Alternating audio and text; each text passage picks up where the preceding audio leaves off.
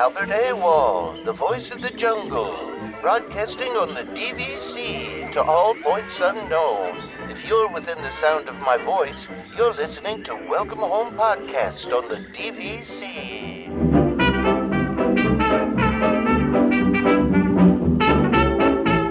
Hello and welcome home. This episode of Welcome Home was brought to you by DVC Resale Market.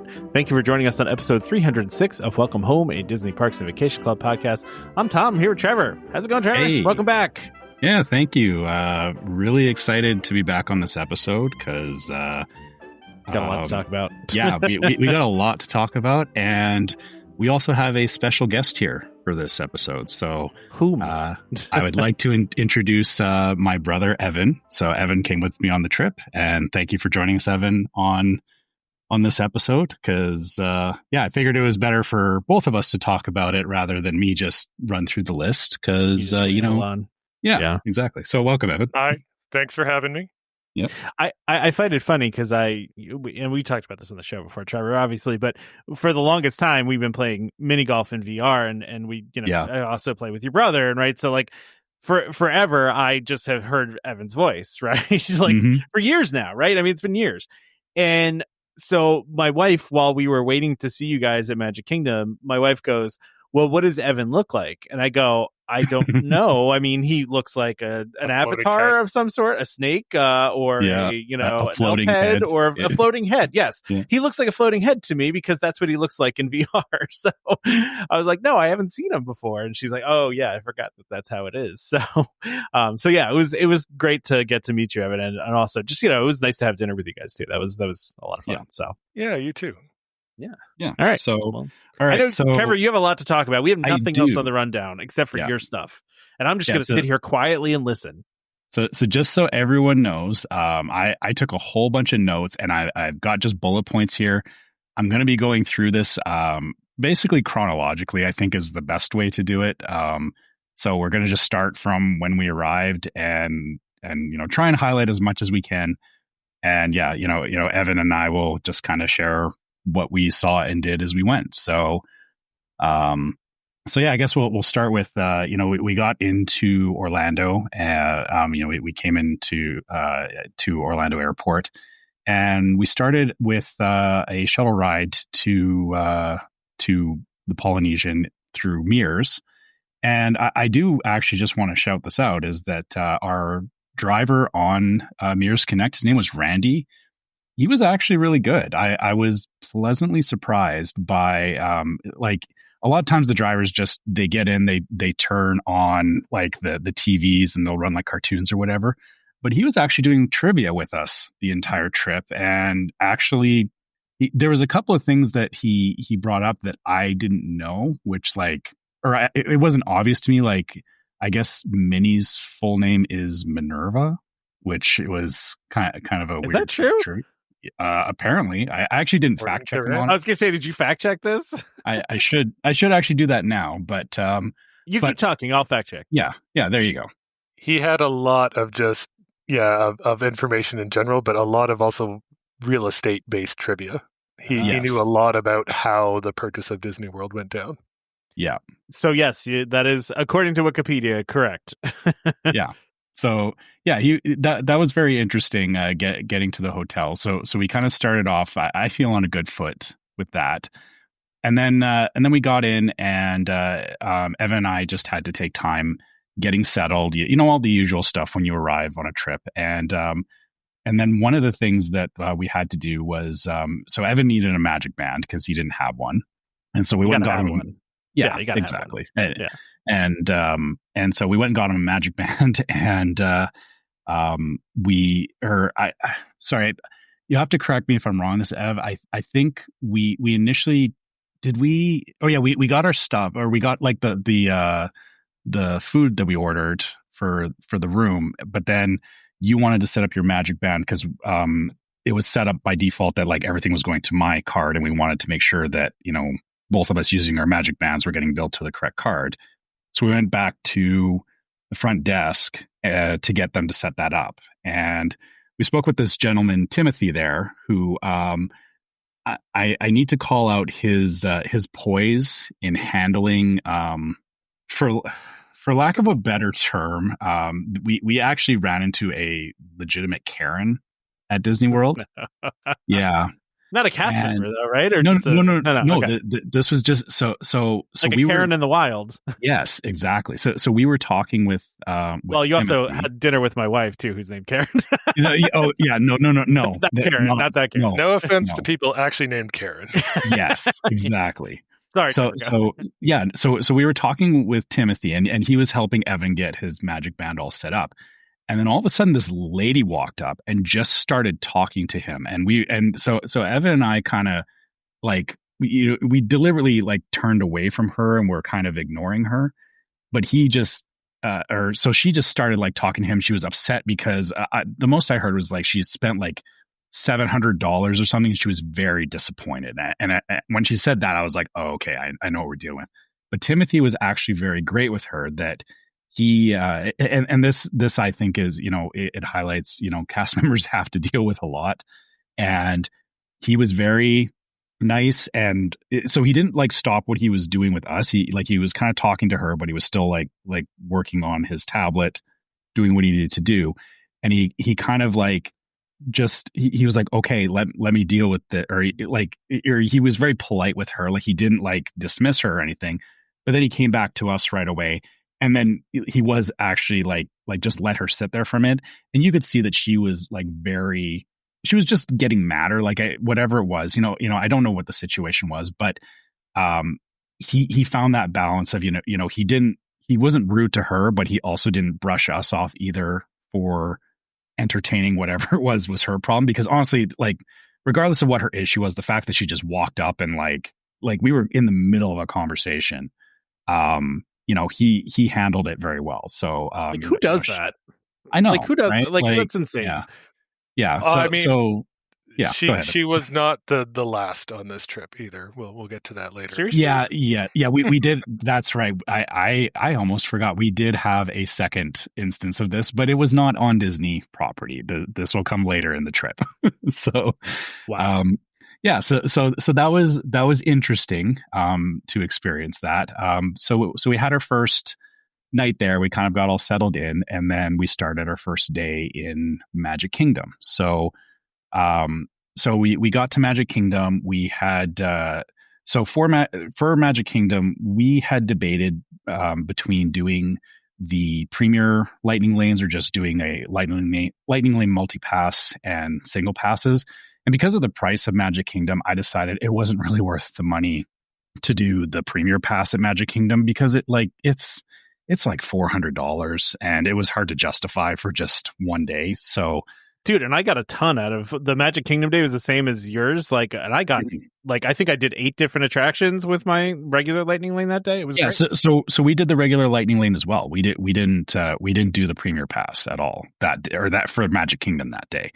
We did end up doing it at Epcot, and we'll get to that in a minute. But so we were able to get on Tron Tron was in the afternoon, I believe. It was after we met up with you guys because, again, just timing of when I was able to book it and all that. But I think we had a pretty successful, like we were getting around Magic Kingdom in the morning, and it wasn't too busy. I think, correct me if I'm wrong, Evan, I think you were just kind of getting your sea legs, so to speak, again, because you hadn't been to Disney World in a while. Well, I mean, the last Disney park I was at was Tokyo, right? Which was 6 years ago. Which, I mean, I don't know. I didn't feel like it was like difficult to get back into it. I think the biggest thing was just I was going along, like you were driving the Lightning Lanes and kind of like our schedule and whatnot, which I was happy to let you do because from my perspective, all of that was like, I have no idea what's going on, and I just trust you that you've got this. And so I think that was kind of it, is I was just kind of there vibing and going along with, like, you're like, okay, we're going over to here now. I'm like, cool. So yeah, it worked out really great for me in that regard. Yeah. And again, I was more than happy to do that because I knew that you hadn't had to deal with any of this stuff in a long time, and Lightning Lanes and all that stuff has changed so much over the years. It's very, overwhelming. So yeah, the first day, we basically just did the normal, get on as many rides as we can. We, we hit all the normal stuff, Space Mountain, Tron, all that kind of stuff. And then, as we got towards the evening, so before we got to the evening, we had met up with you, Tom, and you guys were very nice to invite us to meet you for dinner at Liberty Tree Tavern. So that was a very nice surprise that we hadn't planned for. We hadn't assumed we were going to have dinner together or anything. No, we didn't plan ahead, and it was amazing that I was able to modify that last minute. Yeah, exactly. So yeah, we were thrilled with that, and so we just kind of did. We were doing the laps around Magic Kingdom, and actually right before, or not right before, but so before we got to having dinner with you, a couple of new things that we did at Magic Kingdom for anybody who hasn't been recently is we did Tiana's Bayou Adventure and we did Country Bear Jamboree. I know you talked about this on your trip report, but I want to hear Country Bears. Country Bears was actually really great. I very much enjoyed it, and I don't know about you, Evan. I assume or we both kind of I think laughed at the same parts. I feel from what I remember, it was cute. They threw in enough recent nods to things, and it was it made me laugh at a few parts. It was cute. Yeah, exactly. So it's definitely a great improvement over the old show. I feel like the old show definitely was showing its age. So I'm glad that it's there, and it's actually something that I would hit up again in the future, just as a kind of like how you do Carousel of Progress as somewhere to sit down and take a break. Like I think it's great for that. The other one though that threw me was Tiana's Bayou Adventure, because I've ridden Splash Mountain a lot, and I was expecting it to be, just not, or in terms of the ride was the same. Nothing changed in terms of the track, but the experience of the ride really kind of surprised me. Like all the music that went into it and the story. Even though, we were kind of commenting like, oh, it's not based on the movie. There's the Dr. Facilier is not in it or anything like that. It still surprised me how much I enjoyed it and how much they definitely stepped up the use of animatronics combined with screen effects and all that. Like it really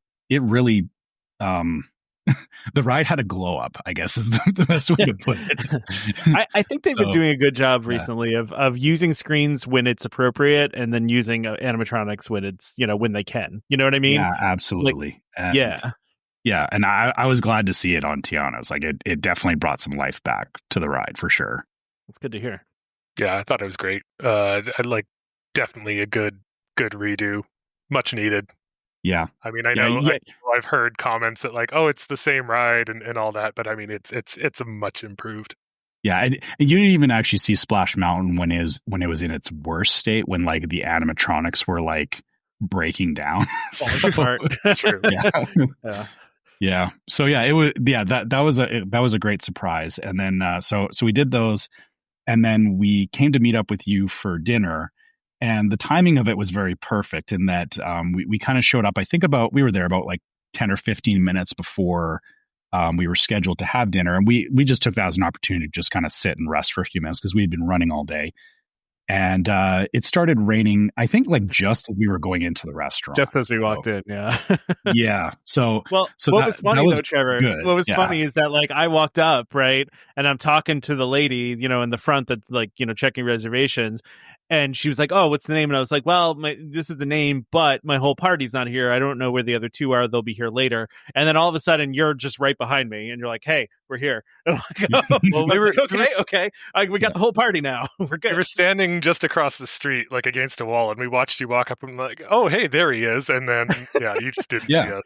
It is funny. We were both there all day and never ran into each other again, right? Like we were all doing different stuff and we never saw you guys again until that point.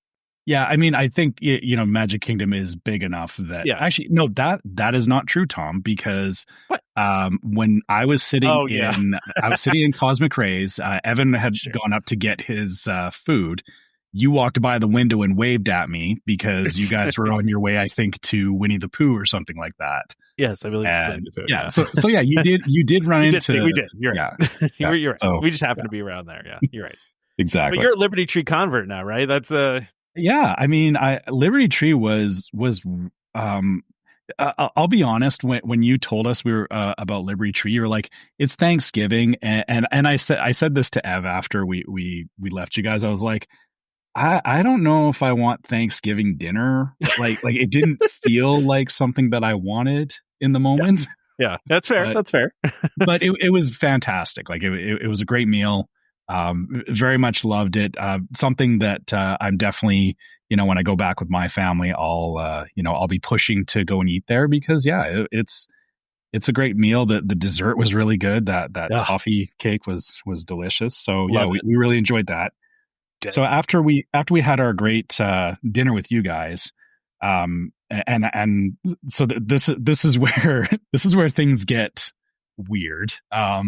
So we left, and it was raining, so we threw on our ponchos, and I believe we had a Pirates Lightning Lane at that time because I'd booked one. I'd booked it later in the evening, and so we walked over to Pirates, and initially, correct me if I'm wrong, Ev, I think we didn't use the Lightning Lane at first. We just walked on because. Or no, we did use the Lightning Lane first, right? But it was still like a 5-minute wait, so we were just we were just going to do it back to back anyway. So we got Magic Kingdom was like legit dead that day, Trevor. I mean, at one point I saw like Peter Pan was at 30 minutes, and I was like, wait, what? And then Seven Dwarfs was at 40 minutes, and I'm like, what is happening today? Like, this is insane.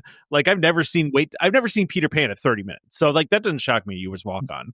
But the rain definitely pushed people away, is what we noticed. Like Evan and I noticed was that as soon as it started raining and we threw our ponchos on, like people were just clearing out. And because it was the evening too, right? It was that perfect time of people wanting to leave because they just didn't want to stay in the park while it's raining, which I mean, sorry, but that is really the best time to be there. So 100%. We walked up onto Pirates, and it said it was 5 minutes, but it was actually a walk on. So we walked right up to the front, and we go up to the cast member, and we're like, "Hi, there's two of us here," and she immediately goes, "Okay, so we can do this the normal way or the weird way." And of course, you're going to choose the weird way, right? So yeah. So if a cast member ever says to you, do you want the normal way or the weird way? Take the weird way. And so the picture is in the Discord. And actually, Tom, Evan, if you're cool with it as well.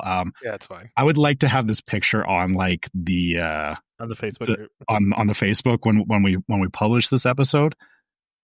Because when you take the weird way, that's when you get the fun stuff. So because of the way Pirates of the Caribbean is, they have to keep the boats balanced, and so the normal way is they would just put us in row 3 so that the boat was evenly weighted.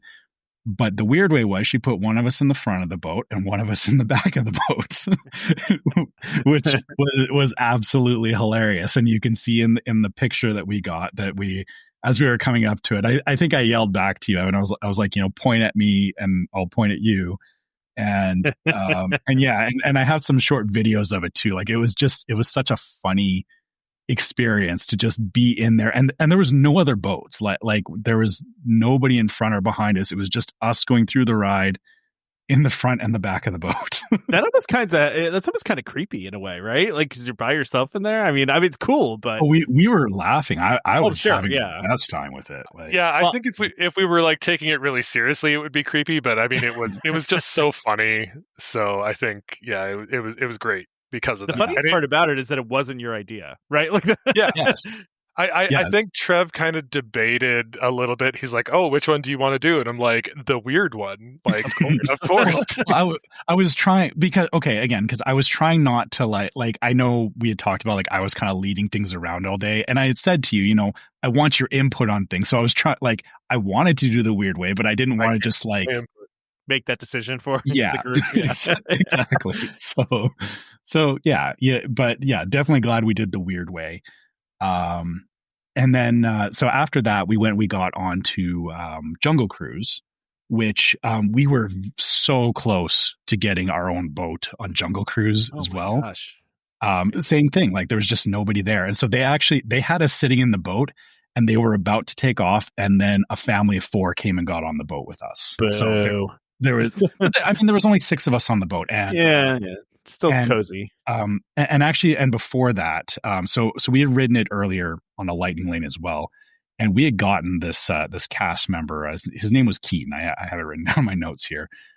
He was just going off, like he was singing, he was just going for it, which, I find, jungle skippers can be hit and miss. It was great to have one that he really went for it. And then funny enough, when we came back and we were like, when it was just the 2 of us, he wasn't our skipper, but he was like loading people onto the boat dock. So we actually got a chance to talk to him, and we were like, oh, he's the skipper from before? And like Evan and I kind of went back and forth, and we're like, you were really good. Like we just told him, like, keep doing that, because it was a super fun experience. So I was glad that we got to actually talk to him and let him know, like he definitely appreciated the compliments and everything. But then the other skipper as well, like he was having fun with it too. Like the fact that there was so little people on the boat, and the dad on the boat that was in this family, he seemed to like not be reacting to anything, which I thought was kind of weird. That happens though sometimes. Yeah. They're not getting the sarcasm and the silliness of it. Like, I think that's part of the reason why they didn't want to just send us on our own either, because I imagine that's a really tough gig for the skippers to perform to a crowd of 2, not knowing if they're actually going to give any reactions. Like that's, something that they probably want to avoid. And more people is better. But I felt like we were pretty excited on the dock that we were going to get our own boat. So, I feel like they just didn't want to send an empty boat. Like that seems to be their big thing, is that they just don't want to go empty. But yeah, like I said, that. Sorry, go ahead. It's interesting because there's so few like attractions left where the cast member really like the cast member that's doing it is like really makes the ride, right? Like, yeah, like I mean, movie. What was the movie one at Hollywood Studios? Why am I forgetting it? Oh my gosh! Great Movie Ride. Yes, Great Movie Ride was the other one, right? Where it was very hit or miss, but if you got a good one, like it was excellent, right? But like if you got one that was just kind of meh, it kind of ruined the ride experience. The only other one I can think of is Rise of the Resistance, which you haven't done yet. So, but like you don't really get that as much anymore. It just kind of went by the wayside. But Jungle Cruise will always be there for that, right? That's true. I don't see it going away anytime soon. So this all this all happened on the Sunday night, and so we had a great first day. We finished off, and then went back.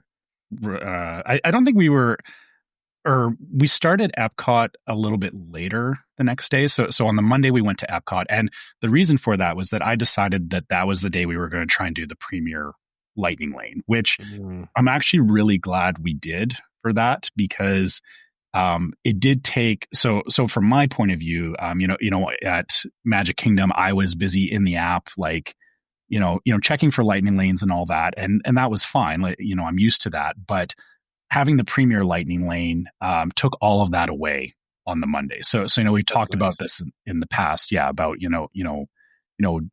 having to book lightning lanes versus paying for the premium one.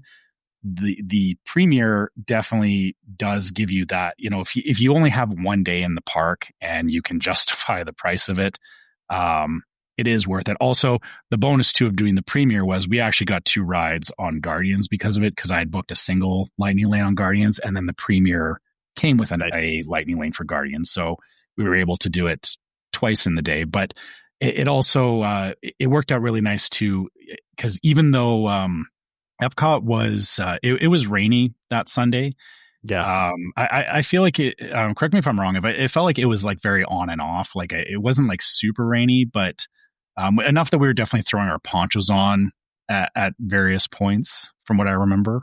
Yeah, I mean, we generally had to put them on each time we exited a building, and it wasn't like downpouring all the time, but yeah, it was ranging from just like a light drizzle to, I mean, sometimes it was pretty heavy.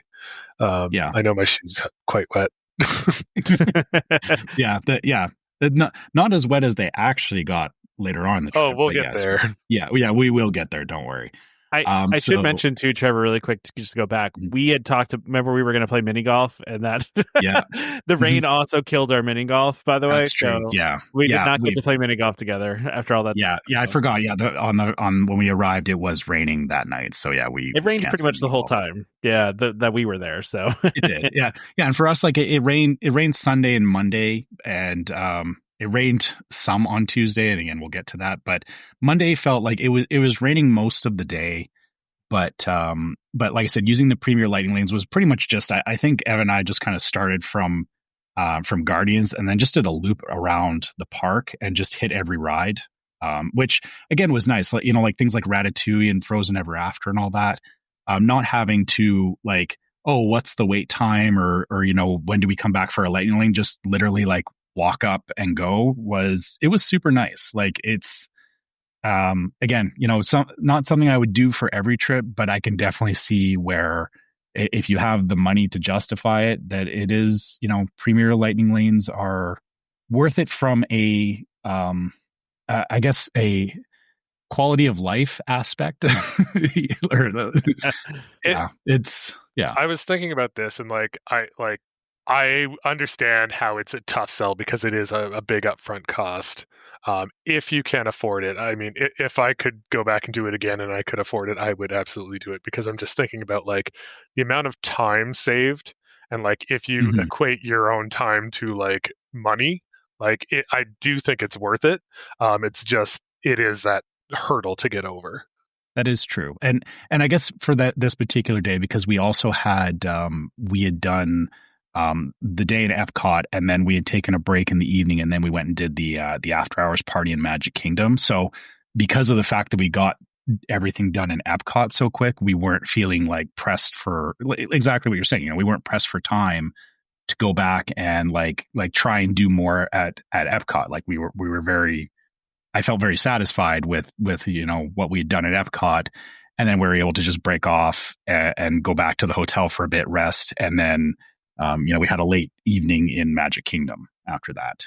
But so back to Epcot though, I do want to touch on some of the food booths that we went to because as we were walking around Epcot, we did decide that instead of really stopping for food, we hit up some of the food booths, and so we did stop in China and got I tried the bao and the wasn't the dumplings. It was was it the dumplings? Yeah, it was the crab dumplings. The crab dumplings. Cream cheese. Yeah, that's right. Yeah, it was the crab and cream cheese dumplings. Yeah, those were so. I need to actually thank you, Evan, because I don't think I said this when we were there, but there was actually I had my own list of things that I wanted to try there, and because you were with me and you were like, "Oh yeah, I'm going to try this," I kind of changed my mind in the moment just because we were having the conversation about it, and I wouldn't have tried those crab dumplings otherwise. So that was great. And then the same thing at the African Pavilion, we had the Jamaican beef patties. Yeah, those were fantastic. They were really good. And I had the ribs from Trowel and Trellis as well. Again, all just great sample things. I do actually have a worst item though that I tried, which I will never have again. And it's the I had the conch fritters from okay. It's the booth it's the Florida booth, I think, right? Yeah, exactly. Yeah. So I had the conch fritters from there, which they actually did upset my stomach. So I wasn't feeling great after I had those. And so, yeah, never doing conch fritters again. Learned a lesson there. Wait, did they taste bad or they just upset your stomach? No, they upset my stomach later. Like it was, I ate them and it was they were good, but then it was got it. Later on, I wasn't feeling well. And I knew it was I was perfectly fine up until that point. It was, I don't know what it is about seafood stuff like that. But yeah, on the other hand, yeah, I had the peach cobbler from there, and it was amazing. Yes, yeah. I was gonna say Evan had the peach cobbler, and I think we both had the watermelon cucumber slushy as well. Yeah. Ooh, I got gin in mine though. Nice, right. That's right.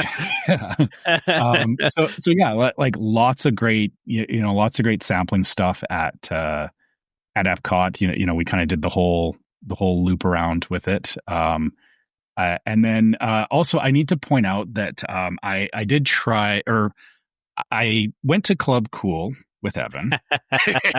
Wait, did you do it to him? Well, okay.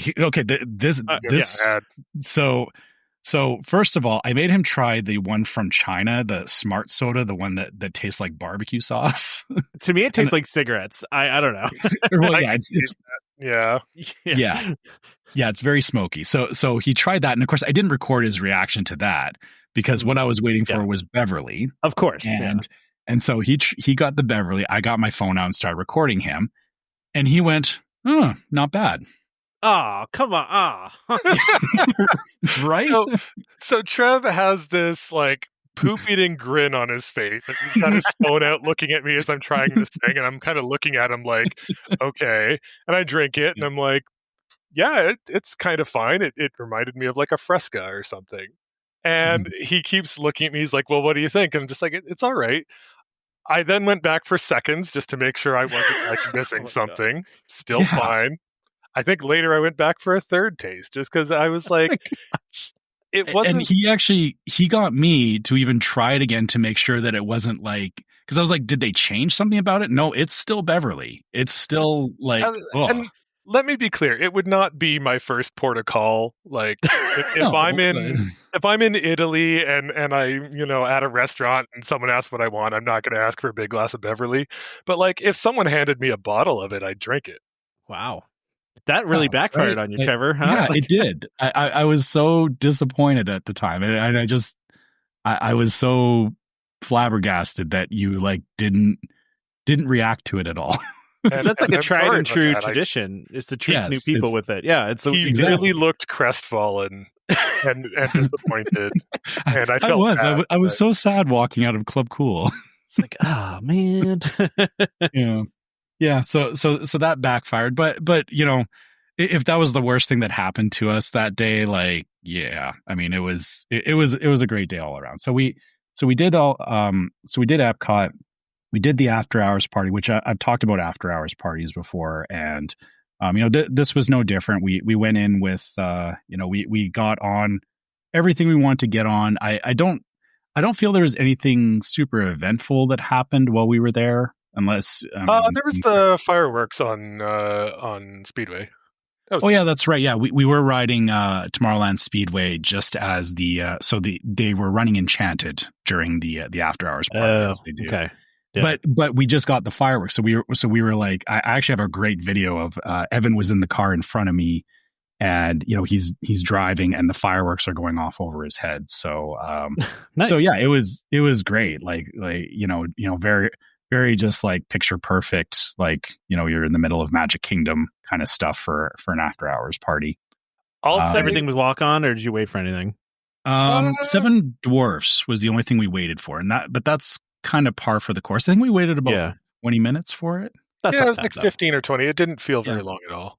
Yeah, and that's not bad. We went to that right after we went on Tomorrowland Speedway. So the fireworks were still happening. So I think that did help the wait time. Actually, I did remember something that happened. A weird thing. So we actually saw in Winnie the Pooh, how there's the honey screens in the queue. Yes. One of them actually failed, and it had brought up like an error screen and had like you could see like the program and everything running. It's like a Windows blue screen. Yeah. Literally. That's hilarious. Yeah, so that was fun. It's nice to kind of see, fail. Yeah, exactly. So that was good. Those first 2 days were, these were typical Magic Kingdom or Magic Kingdom Epcot days that we did. After the Monday, we started into. Oh, sorry. I was just going to say, I just wanted to point out that, like, from my perspective, because I haven't done that before. Like I said, I've been to the parks before, but I've never done an after hours party. And it was really cool from my perspective as an outsider, let's say. Like I did think that was a really great experience. So fair. Yeah. Sorry. I shouldn't downplay it just because I have done it before, but yeah, we had a great time, and I guess I knew what to expect for me, it was as great as I expected. I'm glad, we never really talked about it, I guess, after the after hours party, but yeah, I mean, that's how after hours parties are. And I'm glad that you enjoyed it. So yeah, then after that, so now we get into the weird part of the trip, or the really weird part, which is the next 3 days we were not at any Disney parks. So we spent the next. Before we do that, can we do our ad? Let's do the ad, and then we'll get into natural break. I feel like, exactly. It's a good natural break. The sponsor of this episode is DVC Resale Market. DVC Resale Market, a World of DVC company, is the leader in the DVC resale industry with 13 former Disney Vacation Club guides and 3 former Disney Vacation Club quality assurance managers. If you're thinking of buying a DVC, browse the largest selection of DVC resale listings anywhere, with DVC experts on hand 7 days a week to answer your questions. If you're thinking of selling, turn to the friendly professionals at DVC Resale Market, where over 98% of listings sell within 30 days. In 2024, DVC Resale Market helped over 4,400 families join or add on to their memberships. Go to dvcresalemarket.com/welcome home or call 1-844-DVC-PROS. That's 1-844-382-7767. And when you speak to them, be sure to let them know that Welcome Home sent you.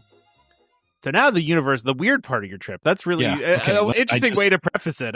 Yeah. So it's weird because, one, I've not been to Universal in I don't even remember. Yeah. Forever.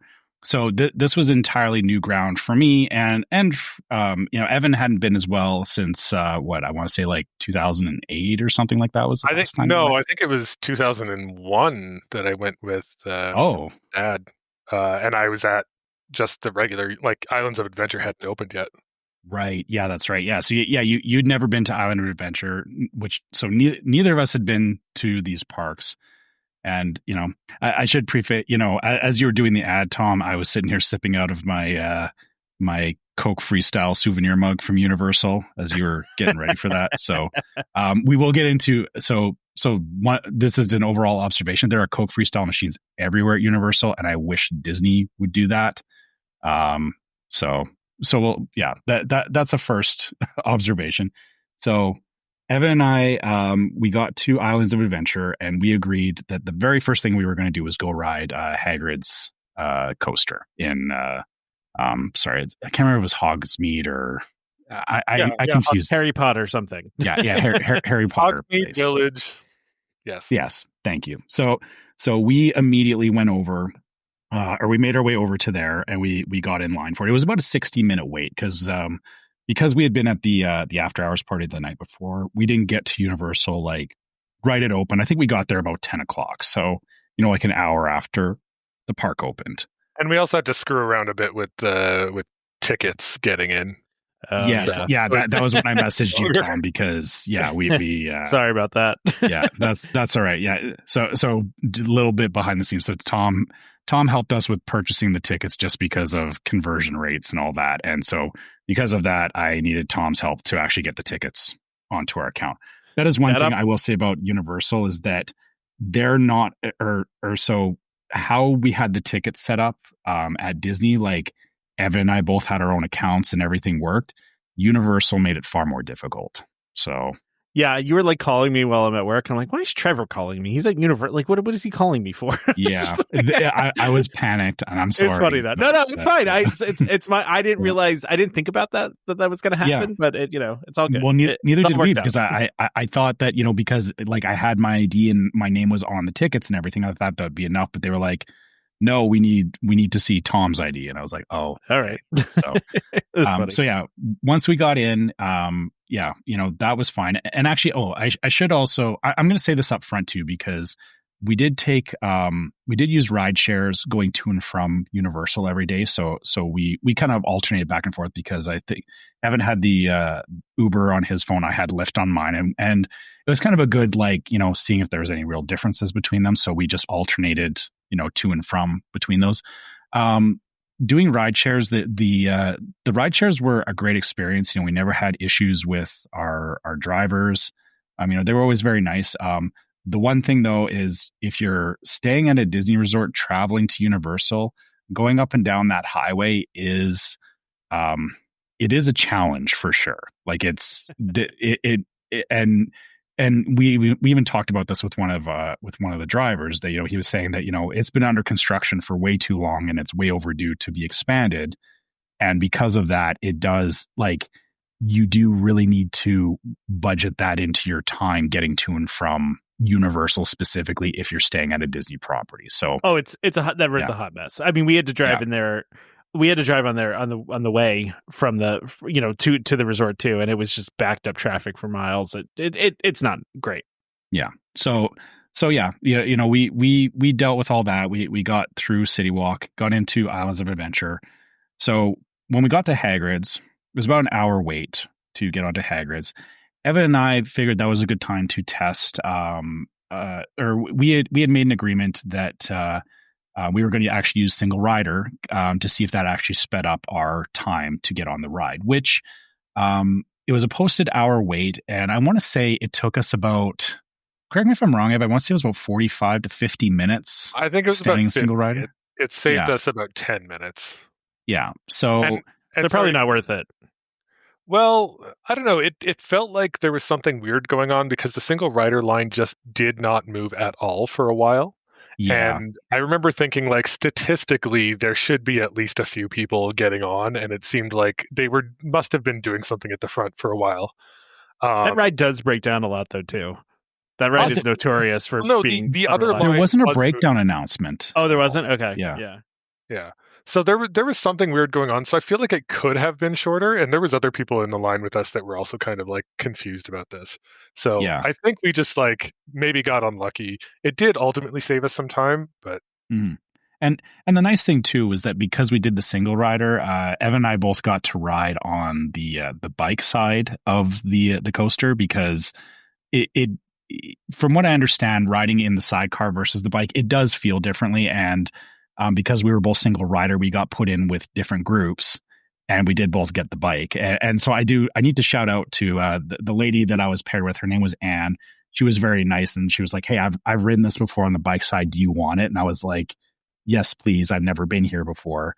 So she was more than happy to let me ride on the bike side. So it was so Hagrid's was a great experience because of that, and just the ride.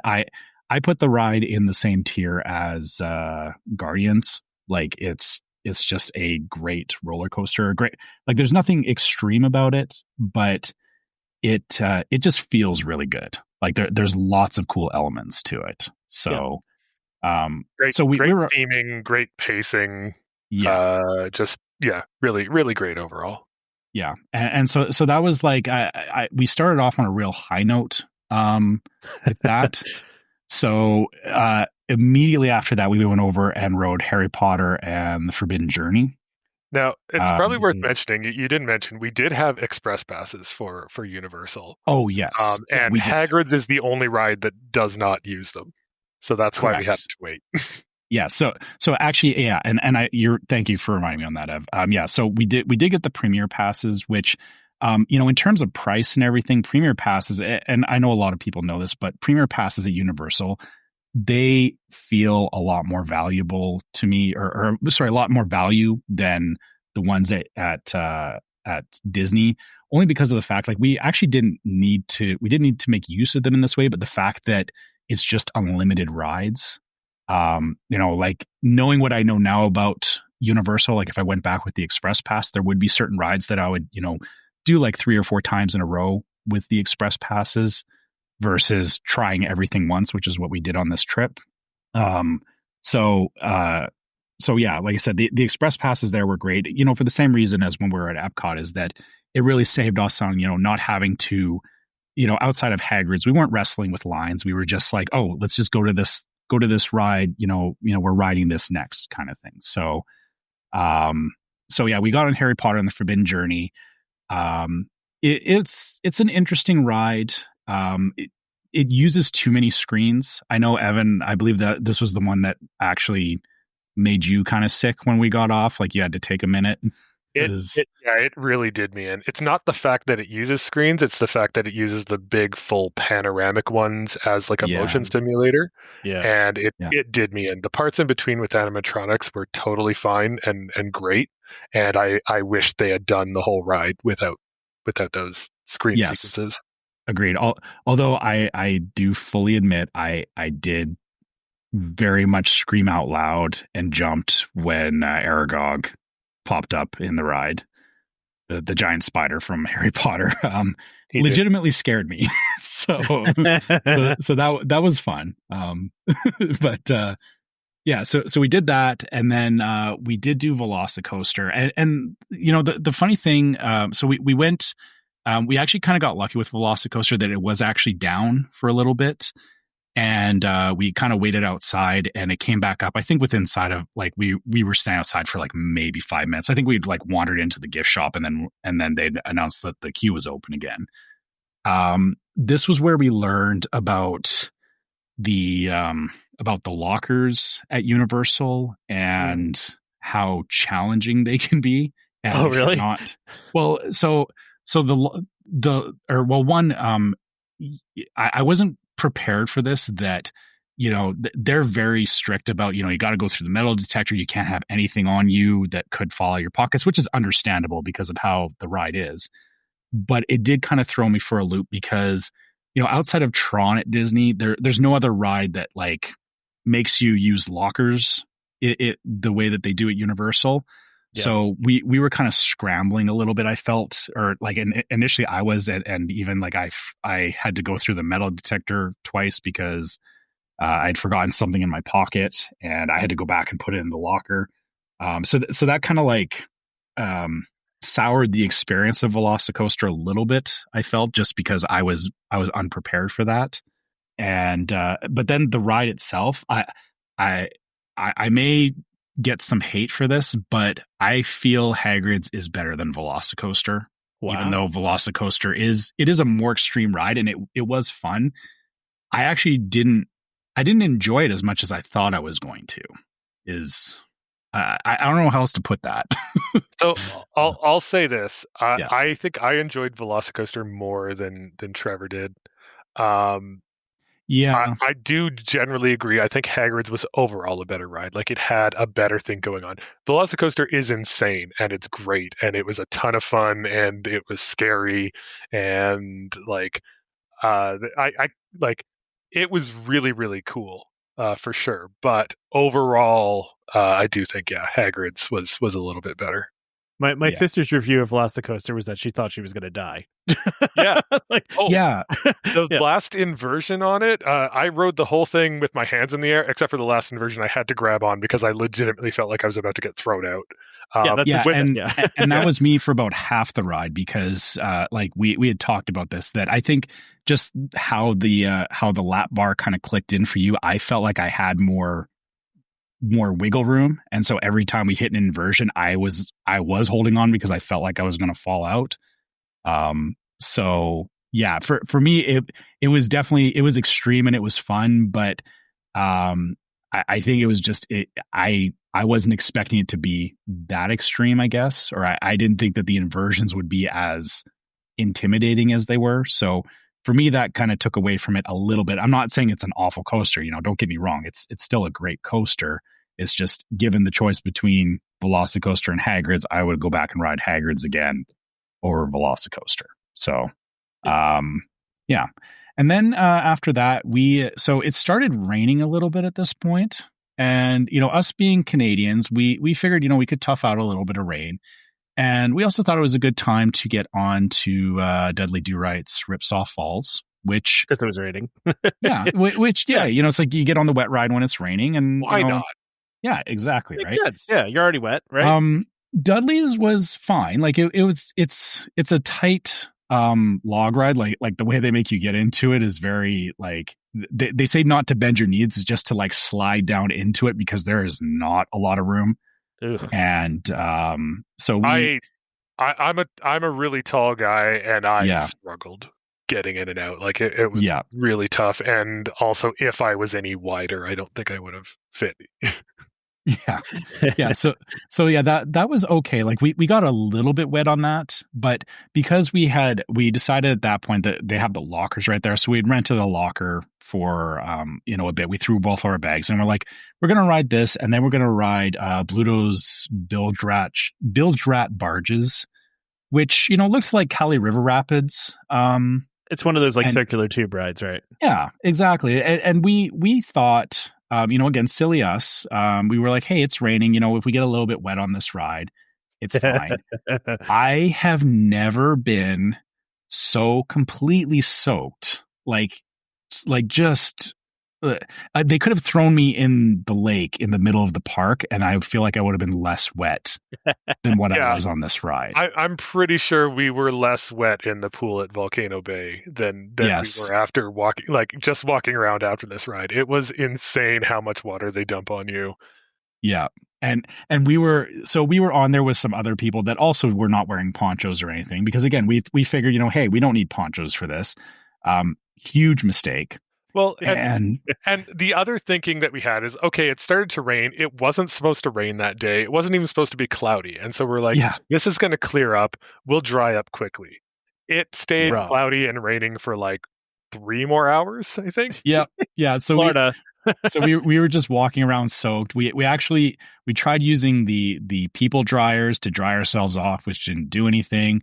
And so eventually we just kind of gave up, and we threw our ponchos on to stop from getting any more wet. But I don't think it was until after Hulk that we dried off, or we started drying off, like we started feeling kind of dry. So yeah. So I'm going to interrupt for a moment here. Yeah, go for it. So I typically don't listen to this show, just full disclosure. Thanks. I don't like one of the hosts. No. Which one? Okay. It's Trevor. He's talking about you, Tom. That's what I figured. I assume that. But I did. So earlier today, I listened to one of your previous episodes where you were talking about Universal and stuff like that. And Trevor said, he's like, oh, don't worry. When I go on Build Rat Barges, it'll be fine. I've got some good shoes and I've got a plan. It's going to be totally fine. And I think I did not. You're going to get really wet. Trev completely ignored that advice. Just totally YOLO'd it. I did abandoned the plan. I did. 100%. We ignored it, and I mean, it was a blast. It was a ton of fun. But yeah, I'm so glad you listened to that, Evan. Yeah, you're welcome. Just thought I'd call that out. Thank you for that. You're right. You are absolutely right. Yes, I was being very cocky on that episode, and I didn't think about how wet we actually were going to get. And I figured I would just have to, maybe replace my socks and my shoes, and that would be it. I didn't expect that I would need a full wardrobe change after that ride. But we lived through it. It was, like you said, it was fantastic. And I think after we had done, so we gotten off of that, we'd done Hulk, which you and I both agreed that Hulk was cool, but the G forces on it were just way too much. Like it was a little too much, I feel, for just. Yeah, I think it was a very intense coaster. I mean, the thing for me is just on some of those twists, and I think the big loop. I almost I felt like if it had gone on longer, I would have started to black out. It was that intense. Oh, jeez. And so that does kind of take away a little bit of the enjoyment, where it's it's not just that it was fast, it's not just that there was inversions, but you really feel those forces. And if you're not super into that or ready for it, I could imagine it making for a bad time. Yeah, and I will say, no other coaster that we rode the entire time we were there made me feel like Hulk did. Like the rest of the coasters did not pull G forces the same way. So, take that for what it is. For anybody who's looking at these rides. So after we finished up with Hulk, we went over to Universal Studios proper after this, and we got on the Hogwarts Express, which was. It was weird. Like we kind of commented on, it feels like a ride, but then obviously you get off and you're somewhere totally different. It felt a little forced, I guess is the best way to put it. It kind of goes back to Universal's over reliance on screens, because it was a train ride, but it didn't feel like a train ride. It felt like I got in a tiny room with a couple other awkward strangers and we watched a screen.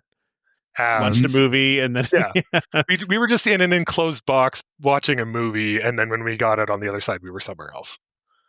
So I think there was a lot cool stuff they could have done with that they just kind of didn't. Yeah, exactly. Like it had a neat premise, but yeah, and to be fair, it is a good way to get between the parks, but that's really the only thing I think it has going for it. So now we're over at Universal. We won't spend a ton of, or I guess we'll just go through kind of some our experience with the ride. So we went on Men in Black, which feels like I called it like a budget Buzz Lightyear. Wow, budget even to the old Buzz Lightyear. Well, no. I mean, I guess in its current state, it's a little bit better than Buzz Lightyear, sure, but I can see where when they do the updates to Buzz Lightyear, it's like it's not going to look very good. It's going to look a lot worse. Yeah. So that was okay. You know, it wasn't awful. It was a fun ride. We did the ET ride, which was the most confusing experience I've ever had. What does that mean? It doesn't, like, you end up on ET's planet, and it's just. I went on it when I was a kid, but I don't really remember it. It's a bit of a fever dream. Yeah. It very much is, and the fact that like. It follows the movie for like the first like third of the ride, and then it just goes completely off the rails. Yeah.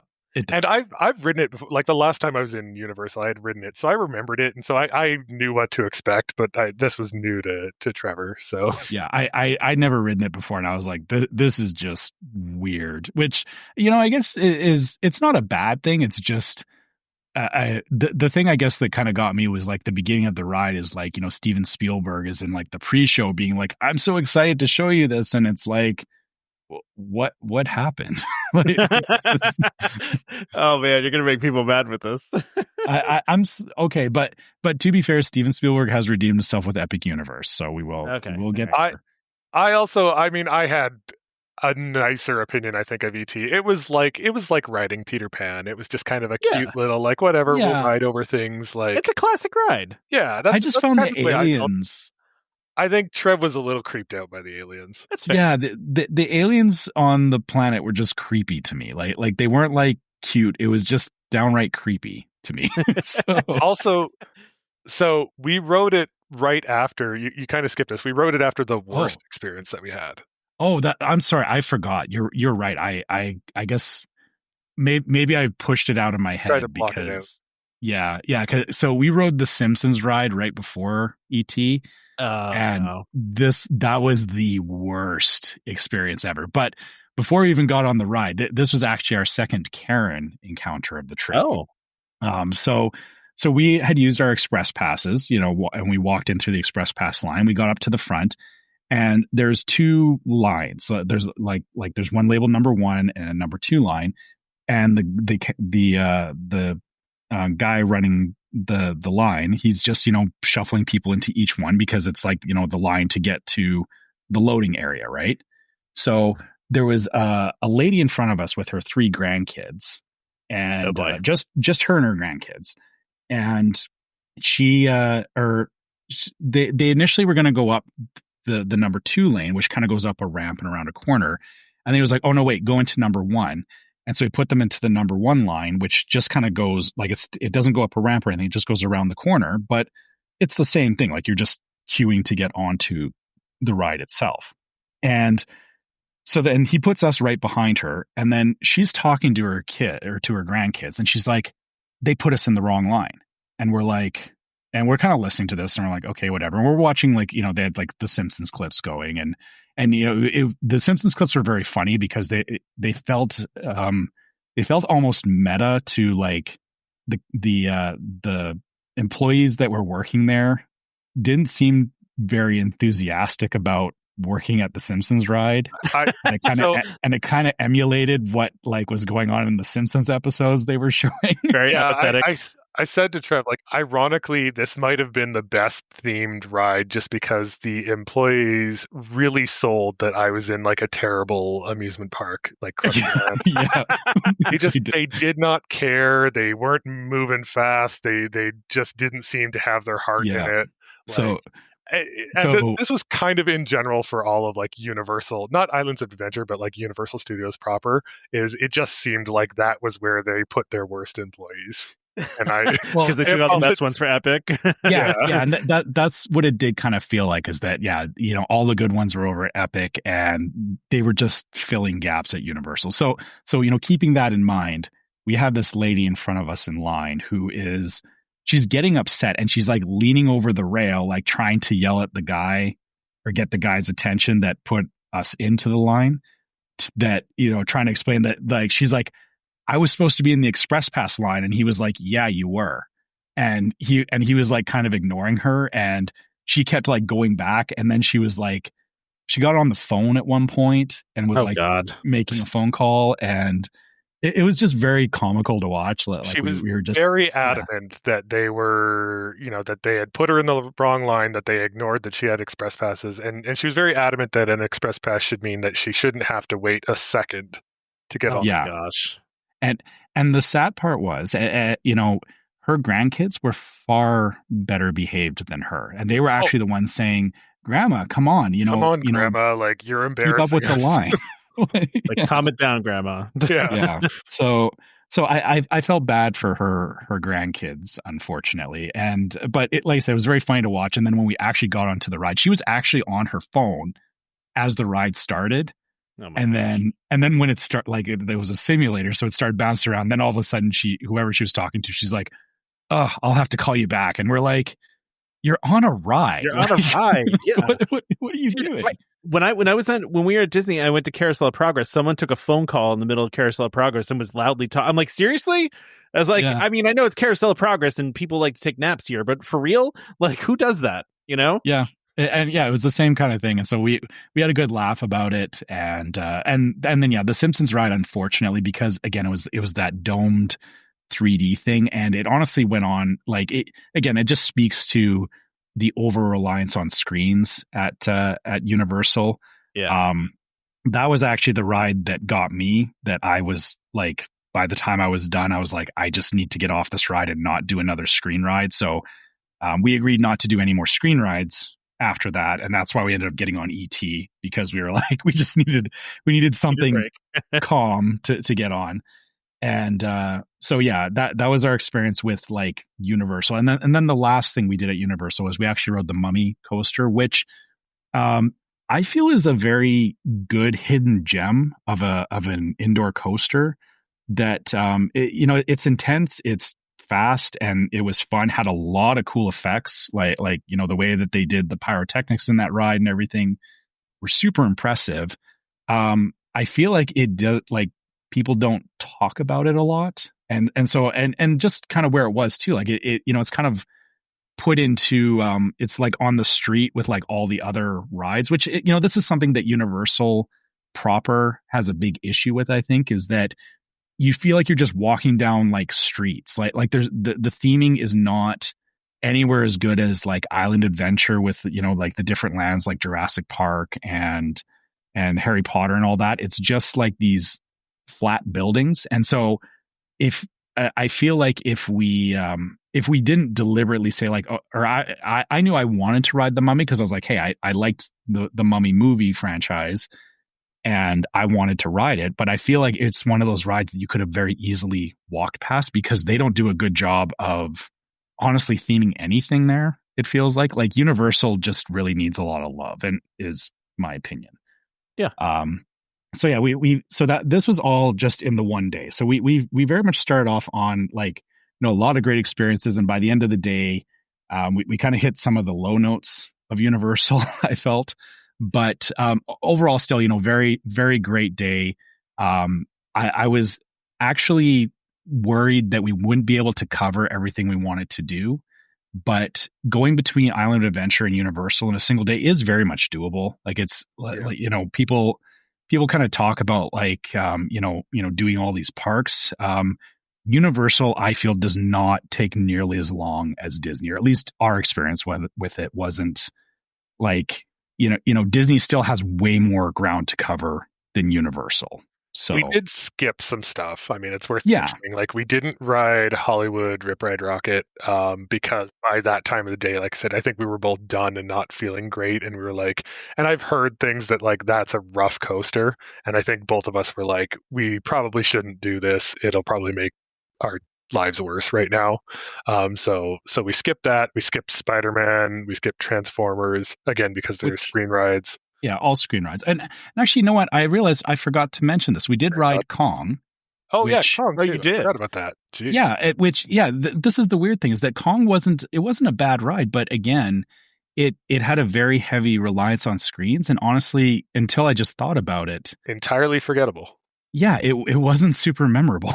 So yeah, I watched a video of it one time, and I was like, what is this? Like, it's just because I remember the original one, right? Like, and that one was pretty cool, but like this seemed like they kind of, again, it's screens. It's all the screens, you know. Mm-hmm. Was it what was it originally? Was it the earthquake ride or something, or no? It was the Kong ride. There was the Kong. Oh, yeah, but it was different though. It reminded me of like I remember going to Universal one time and they had this like earthquake thing, and it reminded me of that, where you're like just in this like big truck and it kind of like moves to the side. It's just they replaced it with these big screens instead. Well, so the original, like the behind the scenes, or the it kind of like the backlot tour they used to do at Hollywood Studios. Like, I might be conflating two things, but yeah, it felt like that, where it was just like you're on this big tram and it's just going to kind of shake around a bit. Yeah, the original Kong ride is where Revenge of the Mummy took over the original Kong ride, and that's that one was cooler for sure. But yeah, I watched a video of one time. I was like, oof, gosh, what is this? Like, it was also exceedingly violent. Like, if you get on that, I would be like worried about terror, like scaring them. Yeah, that is one thing with Universal overall, is that, and we have talked about this, is, Universal is, they're definitely attracting an older crowd, and they're not afraid to do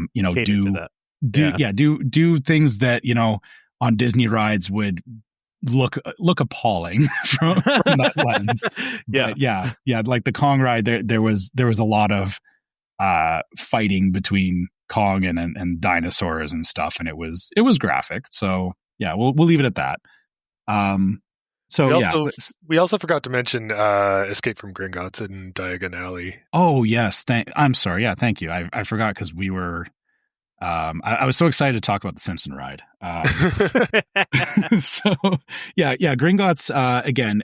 So the interesting thing is Gringotts it's a good coaster. Like both of the Harry Potter areas are well themed. We very much enjoyed when we got off the train in Universal, and we saw Gringotts, the big dragon, everything. It was super impressive. The ride itself, I wish that they didn't use the 3D glasses. Like it again, it's one of those things where Universal, they have really great ideas, and they have like there's lots of solid experiences there, but little things like too many screens, or Gringotts felt like it was done at a point where it was like, we got to use 3D glasses to like do effects and stuff, and it's like I feel like the ride would have done just fine without 3D glasses. But, they oddly like detracted to me, just because of the way these 3D glasses were and how much of my field of vision they actually took up. Like, I found I just couldn't see very well out of them. They were kind of like murky, and just like there was so much going on in the ride, and it was a dark ride, and it's a coaster too. It's a coaster too, and it seemed like it would have been a lot of fun, but I almost couldn't focus on what was going on because of these 3D glasses, and I probably should have just taken them off and said whatever. But yeah, it did suffer from it. Yeah, interesting. So yeah, and again, the hard part is we're not saying these things to say like these rides are bad. It's just you notice the difference between like well constructed rides versus like somebody really trying to leverage a gimmick, right? And that's what these rides felt like, was that they all had a gimmick to them.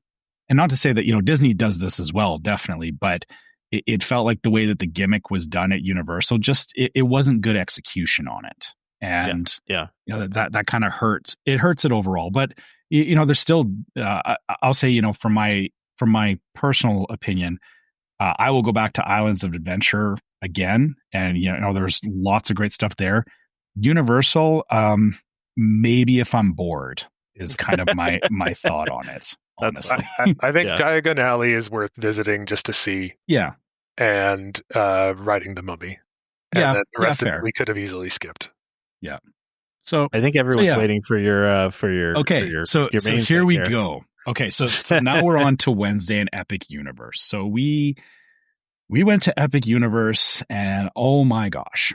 All right, for anybody saying that this, anybody saying that this park is going to kill Disney, I will say this up front: no, it will not kill Disney.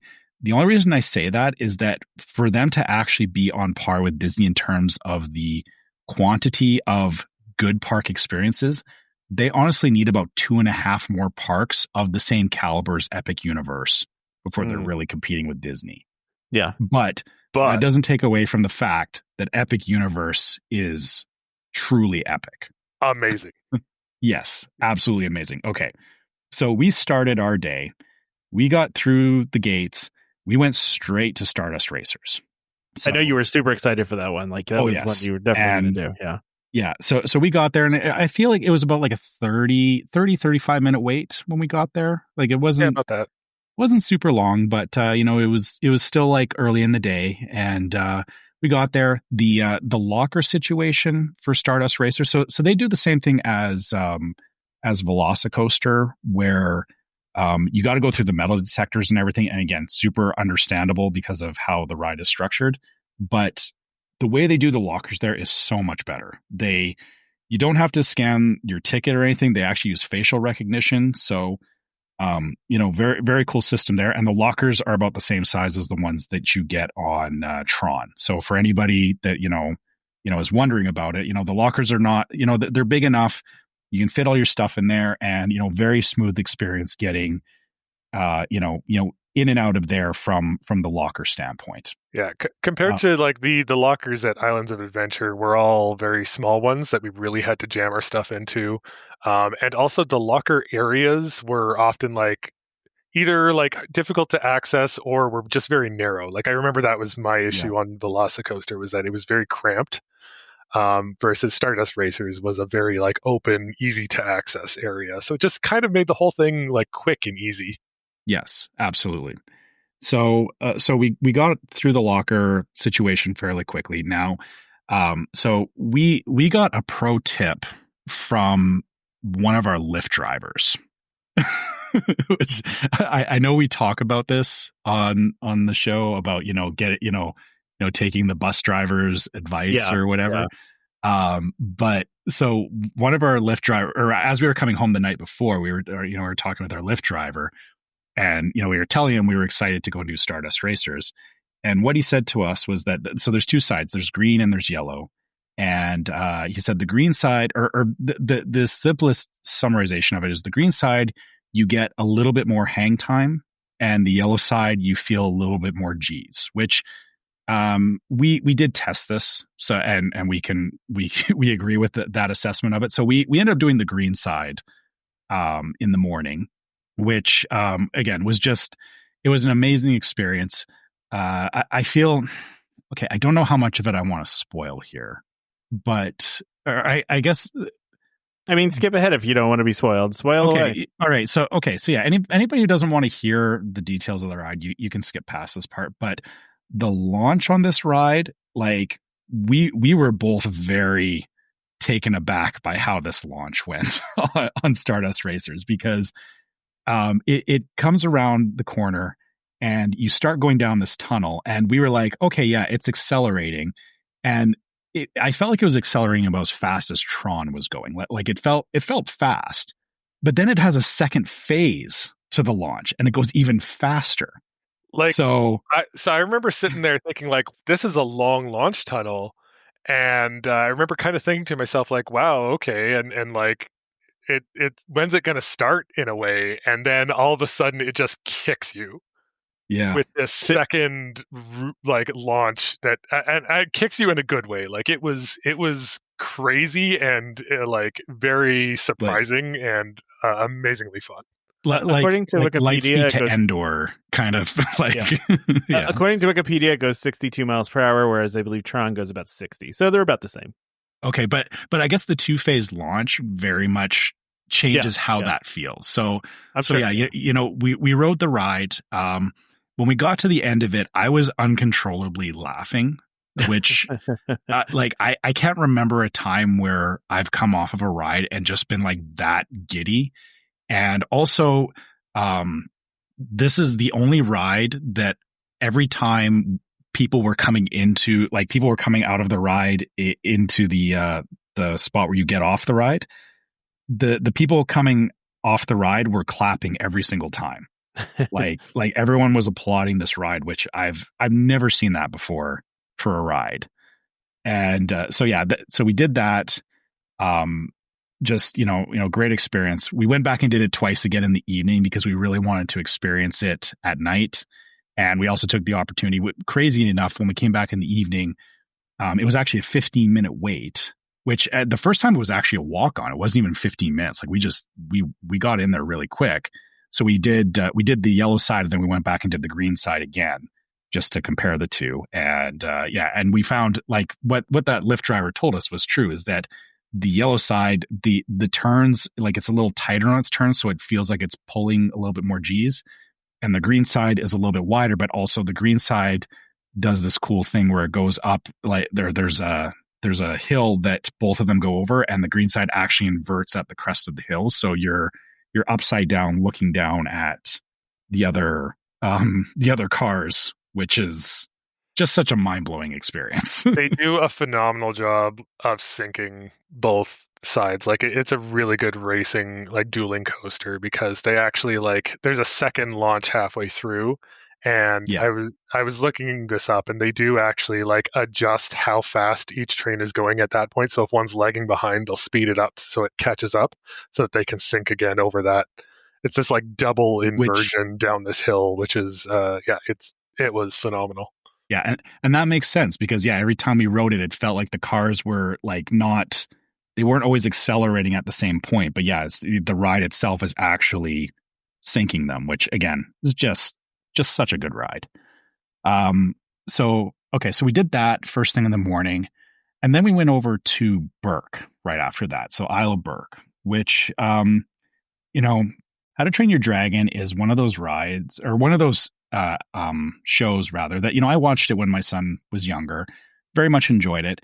Didn't have a lot of expectations for the area when we went into it, but my expectations were very much blown away by Burke and just how well themed it was, how alive it felt. They had character actors going around as the Vikings from the show. You saw there's animatronics of the dragons poking out at different places and stuff like that. And and I think also just in general, the scale of it was it didn't feel fake. It didn't feel like I was walking into a set. They had a really good sense of scale of I'm in Burke right now. Yeah. It was great. Absolutely loved it. We did Hiccups Wing Gliders, which is the coaster there, which, is funny. After we went on Stardust Racers, going on Hiccups coaster, you would have thought that it could have been a disappointment, but Hiccups is, I want to put it in between, it's faster than Seven Dwarfs Mine Train, but it's not nearly as extreme as something like Guardians. I feel like it's a kid's coaster, or maybe in the same areas like Slinky Dog Dash for people that if you're trying to equate it to coasters that we've done at Disney. It's not a super intense coaster, but it felt fantastic, and it had some again, very well themed, had some cool elements to it, and it wasn't just a coaster. It had a little bit of a show to it with there's animatronics and stuff in it. So there's a very small backward section sort of where they you go up a hill but not quite and kind of coast backwards for a bit. There's a lot to it. It was pretty long.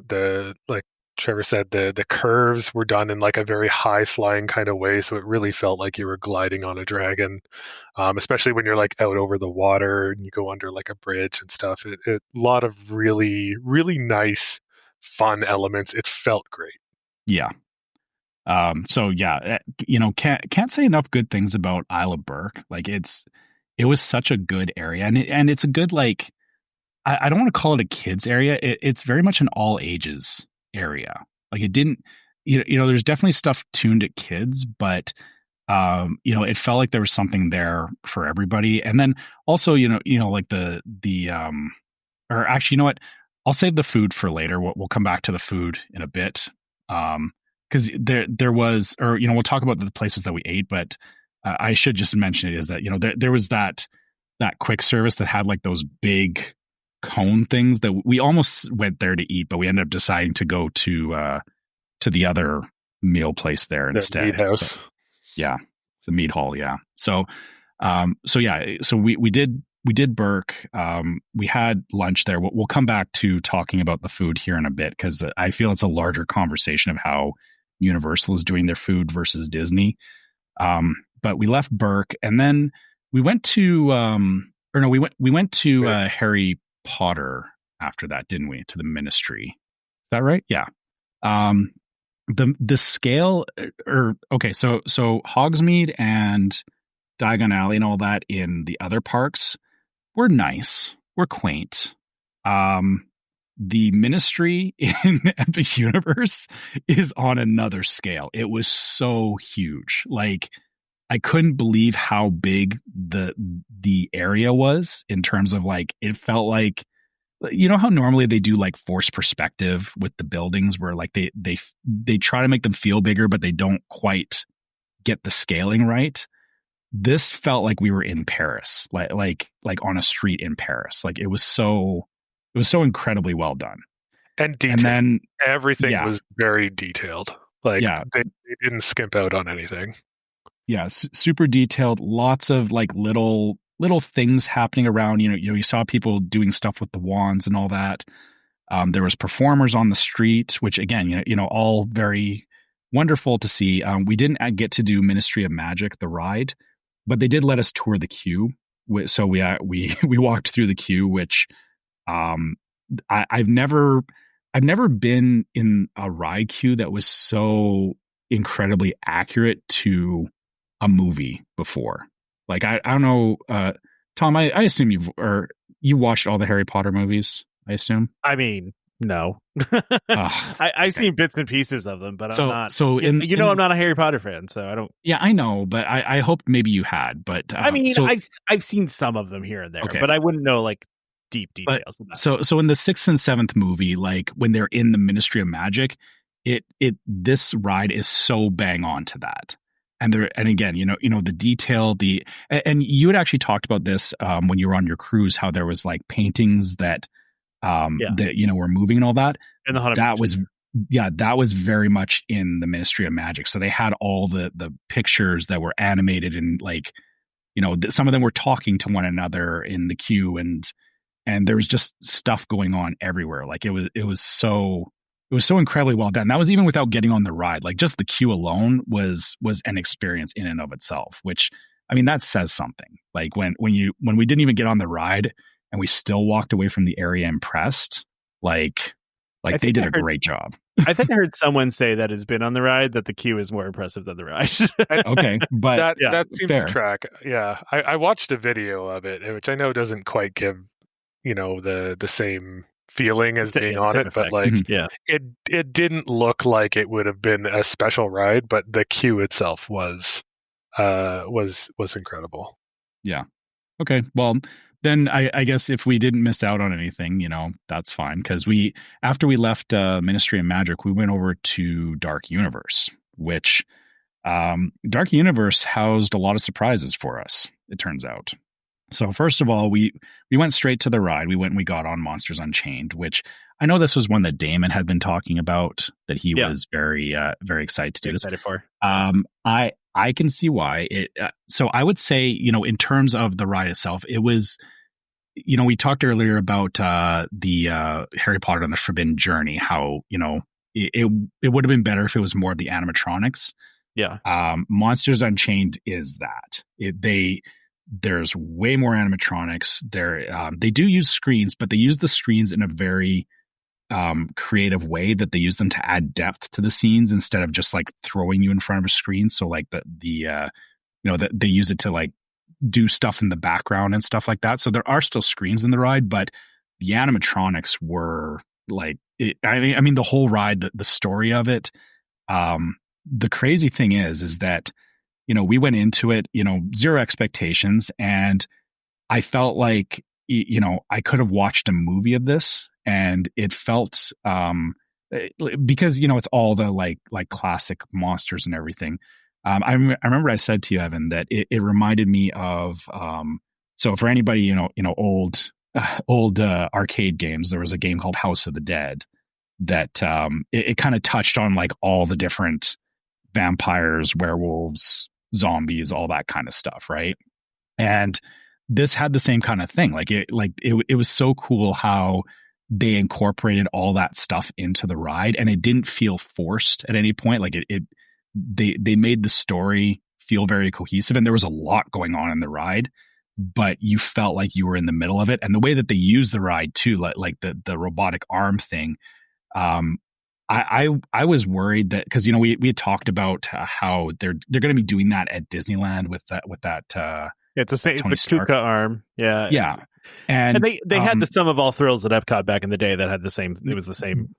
This is not the same as Sum of All Thrills. I'll no. that. No. I'm not saying it. I'm just saying it's the same arm system. It's still the Kuka arm system. They just the ride that you're talking. That ride has it on a track, right? Like whereas Sum of All Thrills it just was the arm, right? Yeah. So yeah, because it was on a track and how they used it to move you through the scenes, it was so. Like it felt so real, real, and like you felt like you were in the scene. Like it wasn't just like watching stuff happen. Things were like very much coming at you, and they used the arm to like really get you. It felt like a lot closer than it felt like you should have been to some of the things. But yeah, like just phenomenal ride. I would absolutely like, between that and Stardust Racers, like those are actually my two favorite rides at Epic Universe. Interesting.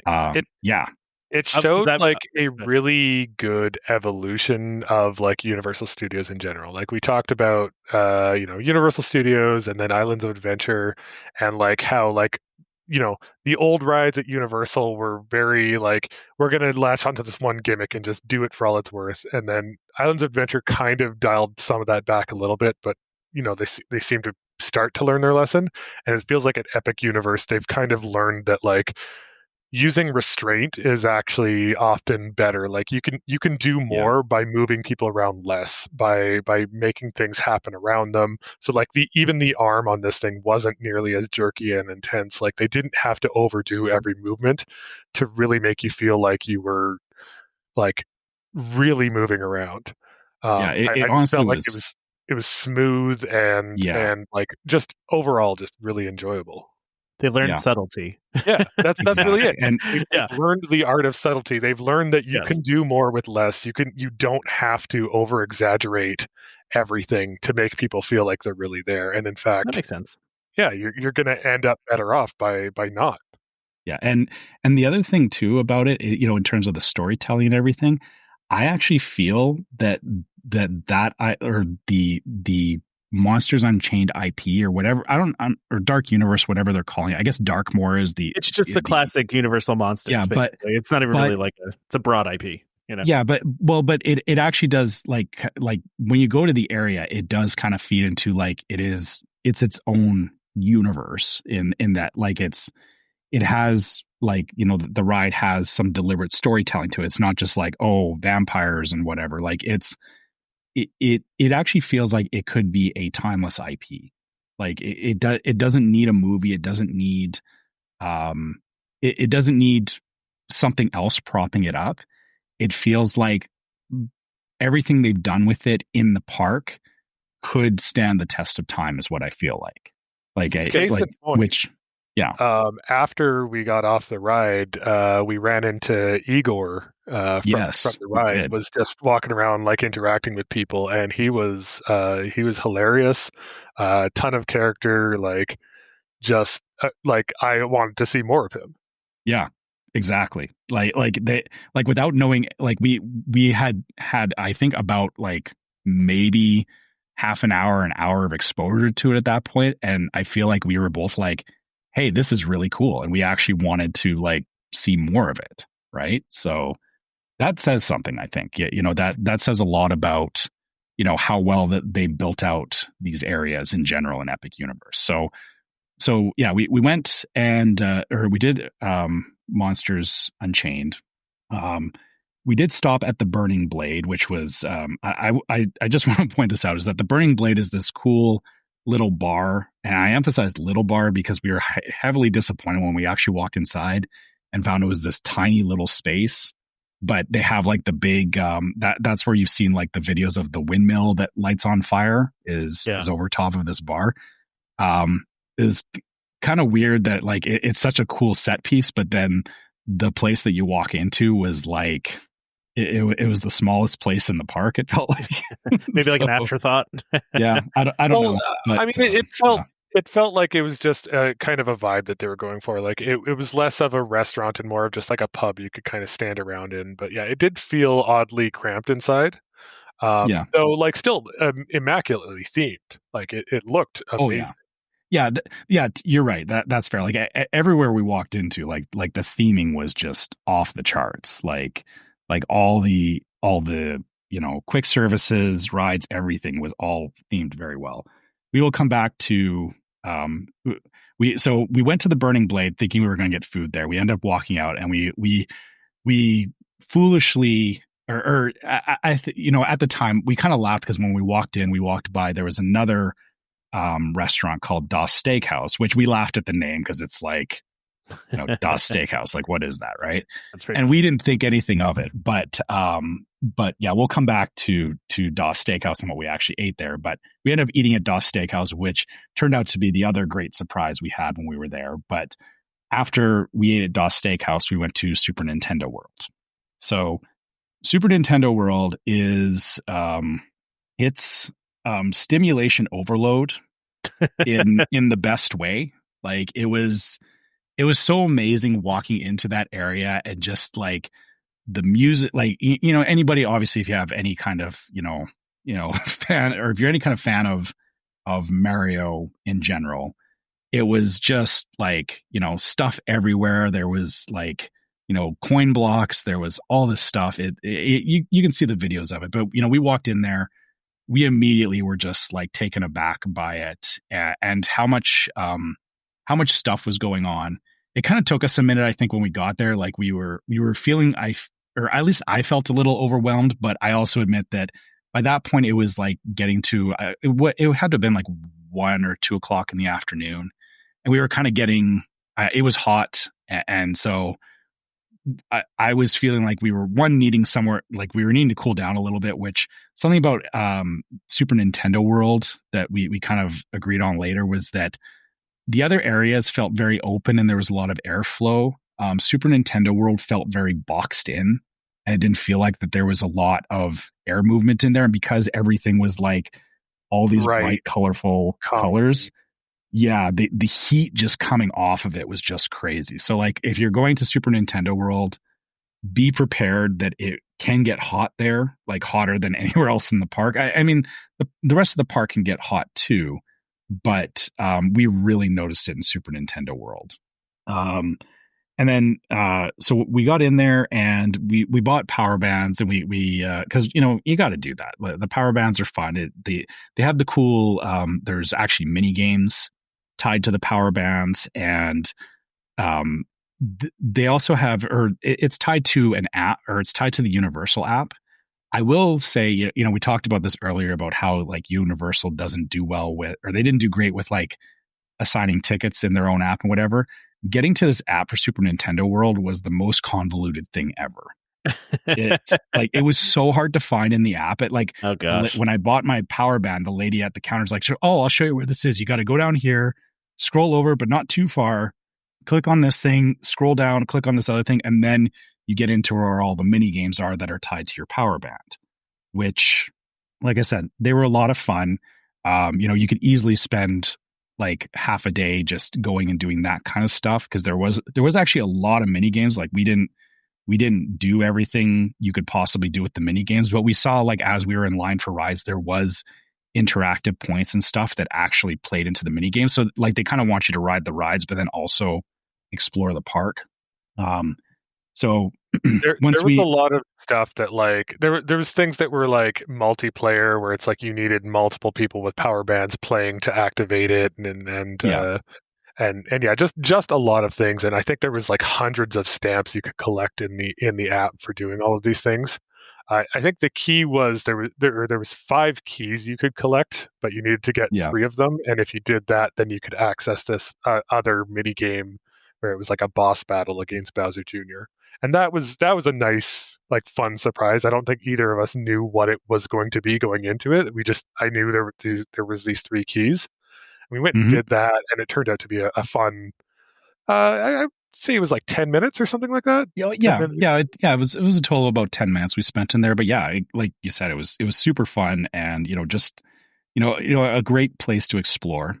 So we were doing all that, and then we decided to go get on the Donkey Kong Country minecart ride.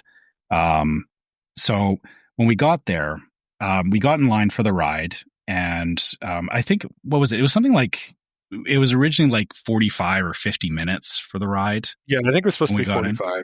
Yeah, so we got in line for the ride, and the first part of the queue, and this was kind of a general thing with the queues at Universal, was that like half the queues, they're partially outside or uncovered, and then part of the queues are covered. So we were outside for a little bit, and it was getting hotter, and then as we got into the building and we were on the inside part of the ride actually broke down. And yeah, so we which happens with new rides, exactly. Because it was a preview, we knew that, and they were announcing, like, they were trying to get it fixed, and we ended up sitting in that queue for another hour, which I know on the surface that sounds like a crazy thing, but it actually ended up working out being the best case scenario, because it was like that. This was like during the hottest part of the day. So it was getting to, like 2-3 o'clock in the afternoon. Being inside of the large concrete building that was the ride was way cooler than it was outside. So we were actually more than happy to have the rest in there. And it was funny because, people were kind of standing at first, and then it actually hit a point where I think like 80 or 90% of the people in the queue, we were all just sitting on the ground, or like sitting on the ropes along the queue. Like everyone just sat down, because most people didn't get out of line, or like over time, certain people like people would give up and just, walk back out of the queue, and that was fine. But there was a lot of like us, there was a lot of people that were, I feel like it was like it was the only day there. And, Evan and I kind of agreed. It's like, well, we don't have anywhere else to be. Let's just stick this out. And also, it worked out that we didn't have to be out in the hot sun. So, it was kind of a nice break in the middle of the afternoon. And the longest that I've ever waited for a ride, I think, ever in my life. But it wasn't a bad wait. Like, it was relatively comfortable in there compared to outside. And so we got on the Donkey Kong ride, and it was the worst of the roller coasters that we did. That doesn't mean it was bad, but it definitely did not feel as great as Hiccup's Flyers, and definitely not nearly as exciting as Stardust Racers. It's a lot slower coaster, and I think the biggest thing, like we talked about this, that it didn't look very fast. It was not. It looked very slow. Yeah, it was slow, and the parts, like, it had a couple of fast parts to it.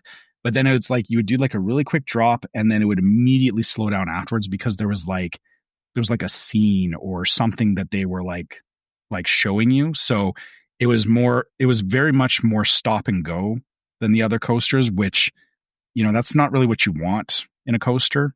So sure.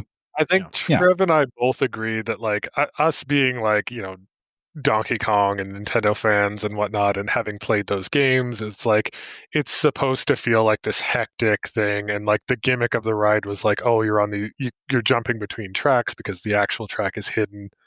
My takeaway was that unfortunately they didn't quite pull that off as well as I think they could have, because I didn't really feel like I was ever on the quote unquote fake track on top. It felt like I was floating above it, and like anytime that the ride kind of skipped between tracks. It just kind of like almost smoothly took you over to the next one. And not that I want like a really rough, roller coaster, but it also didn't have that feeling of like hecticness that I would have wanted out of it. I think. Yeah, it took you out of it a little bit, right? It didn't quite achieve, I think, what they wanted to do with that. At least not in my mind.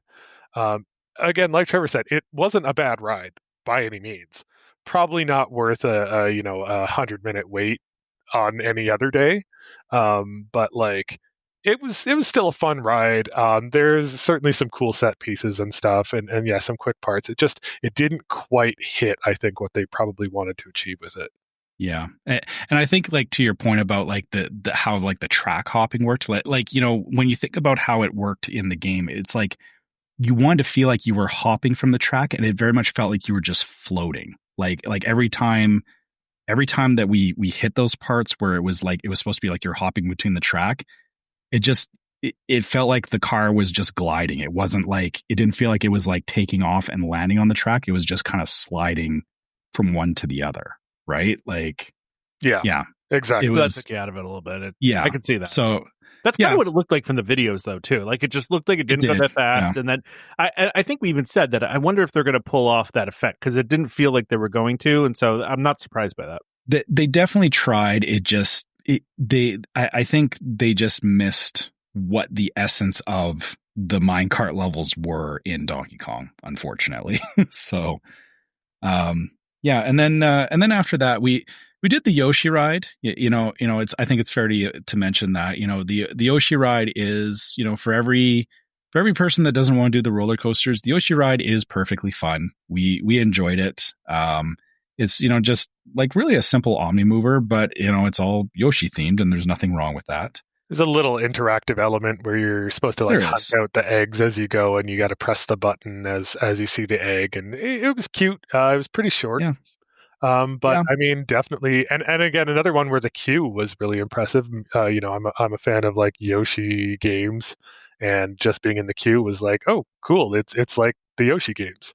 Like once again, they did an amazing job on their queues. Yeah, and that seems to be the general thing, is like the overall, like the rides themselves are good, but they are like front to back making sure that it all feels good. Like the queues don't feel like they're taking you out of any of the rides. Okay. And then, all right, last thing. So I've got one more ride to touch on, and then we'll get to the food. And then we do have a quick bit to talk about with Volcano Bay. And yeah, I think that I know we've been going for a long time here, but I knew there was going to be a lot. But okay, Mario Kart ride.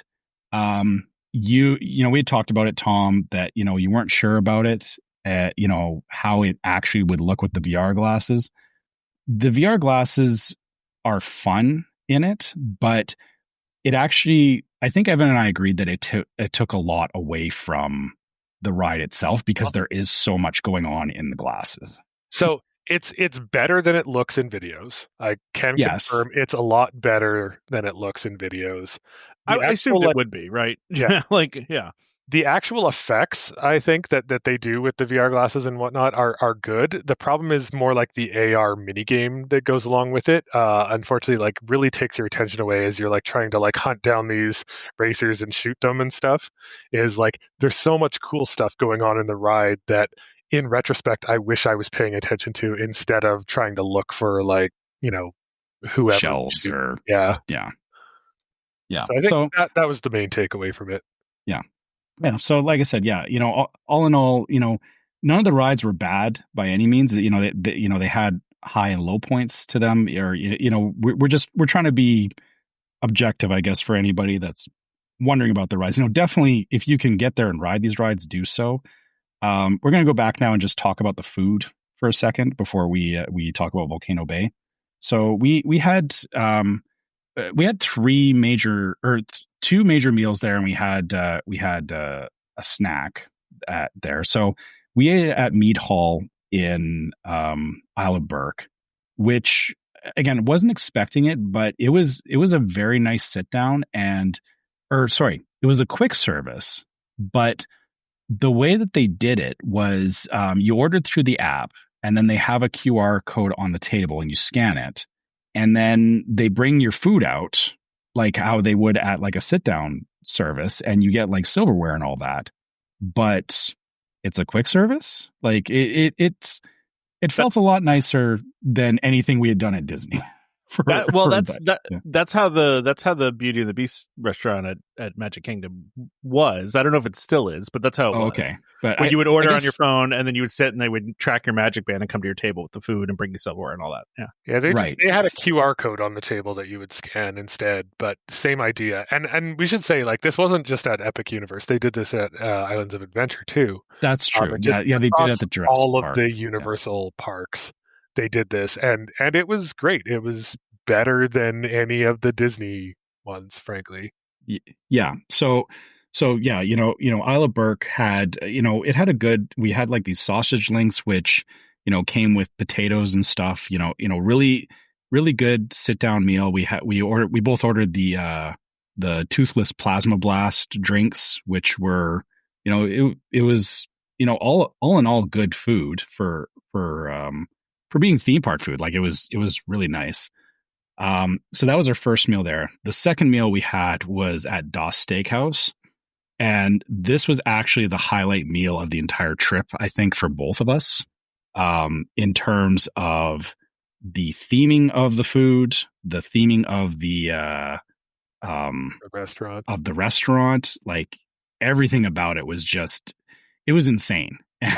Honestly, so just to give some context to it, like I ordered this, they called it the Crimson Charred Pork, and they brought it out, and the lady, so the team members, they were very much in character when we were ordering, like, they were very like almost like Haunted Mansion type vibe to them. And she comes out, and then she has this little saucer thing, and she pours this sauce over top of my pork, and it looks like blood. Well, that's kind of creepy. Yeah, but it very much fit with like the theme of Das Steakhouse, which is, it's very gothic, very very it was like eating in Dracula's castle, right? Yeah, like it's just creepy stuff everywhere. Which, I mean, it wasn't like so creepy that you lost your appetite, but like once again, very immaculately themed. And just a lot of like ambience and stuff. Yeah. Like I said, just don't overlook that place. And then for dessert, Evan had what was it called? The Labata Cotta. I think was the name. Yeah. Excellent. Not only did it look like I was eating a brain, which again, it's better than it sounds, but it tasted delicious. Yeah.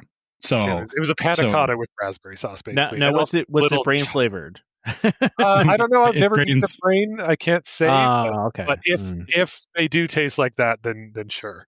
Then you're going to be a brain eater now. But they also had these little chocolate covered pop rocks with it, which were also a surprise. I didn't know what they were, and then I put one in my mouth, and it was like, oh, hey, that's delightful. Yeah. So yeah, the food there was amazing. And then the last thing we had these Donkey Kong floats when we were in Super Nintendo World, which it was banana and pineapple soft serve, banana soda, and then it had like a waffle cone that it was all served in, but the straw was sticking through the waffle cone into the soda, and then there was popcorn and toffee bits in it. Oh, it's one of those. Yeah, but it was so good. Like, and yeah, we got the souvenir mugs with them, which I have on my desk right now, and yeah, just like. I think that Donkey Kong thing is going to be a big attraction of Universal. You're going to see a lot of people talking about it as, the park gets going here. Like I said, nothing bad to say about anything that we had at Universal. Like I said this earlier, I really hope that Universal keeps doing this kind of stuff, because they will catch up to Disney if they do. They're not there yet. Like, for anybody saying that Universal or the Epic Universe was going to be a Disney killer, it's not. But it definitely makes it's getting there, and it's making things better for everybody. So I don't see it ever being a killer. It's a nice supplement, I think, and I think the two could very easily exist harmoniously. Like I don't see why one has to kill the other at all, because they were both great experiences. They were very different experiences. Exactly. But Yeah, we talk about this. Oh, sorry, go ahead, Devin. Oh no, you go. Well, we talk about this all the time that you're getting something different at Disney than you're getting from Universal, and one isn't better than the other, right? But you're getting princesses and fairy tales and that kind of stuff, and you're getting more of the intense. I feel like they're almost different audiences that they're going after, but they are. Yeah. But I mean, at the same time, to your point, right? Disney is probably pretty happy about Epic Universe, because what's good for Universal is good for Disney, and vice versa.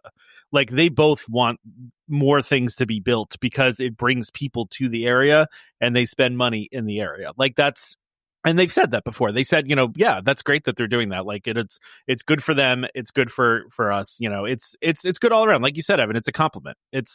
Yeah, exactly. And there's things that they can learn from each other for sure. Like there's, absolutely. We didn't really mention this, but like one of the overall vibes that I felt was just that Universal wasn't nearly as good at crowd control as Disney was. Like all of the cues, all of the just in general flows of things just didn't feel as welcoming, as nice, as calm.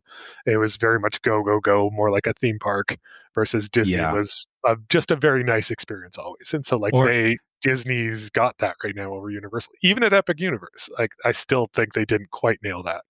Yeah, that's true. There was definitely a couple of points where it felt like the employees there kind of assumed that we should have known where to go, or that we should have been like they weren't like yelling at us or anything, but it was like kind of that like, go this way. Whereas at Disney they're very like, hey, we know, like, go around this corner. They had people like directing traffic, where at Universal there was a couple of points where like we were. Actually, yeah, even I think it was in Gringotts, like we got off of an elevator and we were like, there was a group of us standing there and we were confused about where we were supposed to be going. Like they didn't manage that well. But yeah, like Evan said, both sides have notes. I think at the end of the day, there's things Disney can do to emulate what they're doing at Epic Universe, but Universal still has some work to do to catch up with Disney. I know we've been talking here for almost 2 hours, and I want to just touch on this real quick for Volcano Bay. Volcano Bay is a great water park. The slides are much more intense than anything you'll find at Disney. You have to decide if that's actually what you want, though. I actually don't think Volcano Bay is like, it's definitely targeted at, again, an older audience. I don't think it's a good water park if you've got younger kids. Like it didn't feel, or it had like the splash pads and stuff, but a lot of the bigger slides didn't feel as like you couldn't like take your kids on some of the slides that we were doing. So yeah. So but Volcano Bay was a lot of fun. We had a lot of we had a good time there. We got the reserved seats, it was like a sectioned off area, which honestly, the only thing we really used them for was they had a private locker that we kept our stuff in. But I could see where they would be more benefit if you had people that weren't running off on the slides, because Evan and I were both off on the slides most of the time. It wasn't really as useful as it could have been. And also, don't ignore the refillable mugs there, because they were very useful, and I highly recommend getting a refillable mug when you're there. So Disney just needs to expand their refillable mug thing from the resort to the actual parks, is what you're saying, right? Yes. Yeah, get those freestyle machines in. Like that. That was one thing Universal nails as well. Yeah, that's what we found. Like even just for refilling water bottles, like we didn't even use the freestyle mugs when we were in the other Universal parks, but you could just refill your water bottles at them, which was way more convenient than like trying to find water fountains or go to quick services or anything like you have to do at Disney. The freestyle machines are accessible enough that, I feel like, Disney, yeah, they have them at their resorts. They should expand them out into the parks at some point. And yeah. Oh, and I'm sorry, I completely forgot to mention, we did go to the new Island Tower at the Polynesian. This was actually on our last night when we were there. Yeah. So we went to Wailulu Bar and we had lunch there. I had a poke bowl, which was fantastic with tuna. And I don't remember what you had, Evan. It was like a salad, a chicken salad. Chicken salad. Yeah, also nothing, nothing crazy, but it was really delicious. And actually, I think the highlight for me was I ordered a spam musubi for as an appetizer, which was really good. Oh, okay. The musubi was good. So yeah, we had a spam musubi, which did actually turn me on to like. Evan and I talked about this, and I didn't think spam was something that I would like, but if spam is prepared correctly, it's actually really good. So, oh yeah, absolutely, yeah. So that was good. But I actually think the highlight for me at Wailulu Bar was the Dole Whip Sundae. Oh yeah, right. That was also amazing. Yeah. So the Dole Whip Sundae actually has meringue on it that is made from dried hibiscus leaves. Interesting. And it was in like, so Dole Whip, is good on its own, but they added in like these berries that had this like tangy sour sauce on them, and then the meringue, and it was like it was next level Dole Whip experience for anybody that's looking for that. Yeah. Was the resort really nice, and like the restaurant really nice too? Because the restaurant was beautiful, and from what we saw of the tower, it looks very nice inside. It looks a lot more modern. Yeah, sure. we sat in the lobby, I think, for about 30 seconds before our table was ready. so we didn't have a lot of time in there, but the tower looks nice. Like nothing bad to say about it other than for me personally, or I guess I will say it's closer to the ceremonial house than the other DVC rooms are. So it was actually a shorter walk, but the big detractor for me from that is that it's actually further away from the TTC and everything. So it's kind of no man's land for transportation a little bit, right? It's like it's like halfway Yeah. between the Grand Floridian and the TTC. So like you can walk either direction, but it's like it's not going to be a short walk either way, probably. And we talked about that too. Like we kind of had a look at if you're going to walk from there to Magic Kingdom, it's a long walk. It's a haul. I would not recommend it. However, they did have Coke Freestyle machines there. Yes, they did. Yeah, we did use the Coke Freestyle machine at the tower because we took our resort mugs over there, and nice. So they do have a Coke Freestyle machine, and I hope that they get them at the other DVC rooms at some point at the Poly as well. That was. I think that was the last day of our trip, and I think I covered off all the major stuff. And I would hope so in 2 hours. I know. I talked for a long time there, but I had lots of notes. And yeah. It's all good. All right. Hey, listen, you had a lot of vacation to talk about, so it's good. It's all good. I did. As someone who hasn't been there in 20 years, and just I guess not necessarily in the same zone you guys are, I did have a great time. It was all around just a really good trip, and big thanks to Trev for planning it all. Basically, like there's something to be said about having this kind of knowledge at your disposal. So thank you, and I guess thank you both for all you guys do to learn this stuff. But it definitely came in handy. Yeah, it was a fantastic trip. I'm glad we got to do it. It's always funny because like when we talk to friends, sometimes they'll be like we want to go to Disney with you because you'll like take us. You'll do the real Disney trip with us. You know what I mean? Like you'll take us all the all the places to go. All the things to do. You got the access to the lounges and the bar, like all that stuff. Like so, people always say that. And I mean, anybody that's like a big Disney person that goes a lot probably has those friends, that says that. So and we got so much done in such a short amount of time, but it didn't feel rushed. It was. I really enjoyed my time in Tokyo Disney, but this was like a different sort of experience, just in terms of like how easily things kind of flowed. So it was nice. It was really nice. Yeah, I'll admit I'm amazed at how much ground we covered just like across all the different parks. Like I was actually concerned with the Universal stuff if it was how difficult it could have potentially been. But yeah, you're right. Everything just kind of worked the whole trip, and it was just great all around. So yeah, I think the only time we were rushed was when we had to get back to Epcot for Lightning Lane on Guardians. Yeah, that's true. When we left Volcano Bay, we did have another Guardians Lightning Lane, so we rushed back. I know, yeah, so difficult. So we got back to Epcot, and yeah, it was. But I mean, even at that, we weren't like super rushed. It was just like, or actually, yeah. I guess I forgot to mention this. Is we talked about the rideshare, but getting to Volcano Bay is, if you're not staying at a Universal resort, it is so difficult. It's hard. Really? Yeah, because we had to take a ride share to City Walk. We had to get off at City Walk, walk down to where the buses are, wait for a bus to pick us up to go over to Volcano Bay. Oh, so you couldn't go directly to Volcano Bay? You had to go. You can't. That's a huge pain. Yeah. And it's not a nice bus station either. Like it was hot. It was a long wait. It wasn't great. Yeah.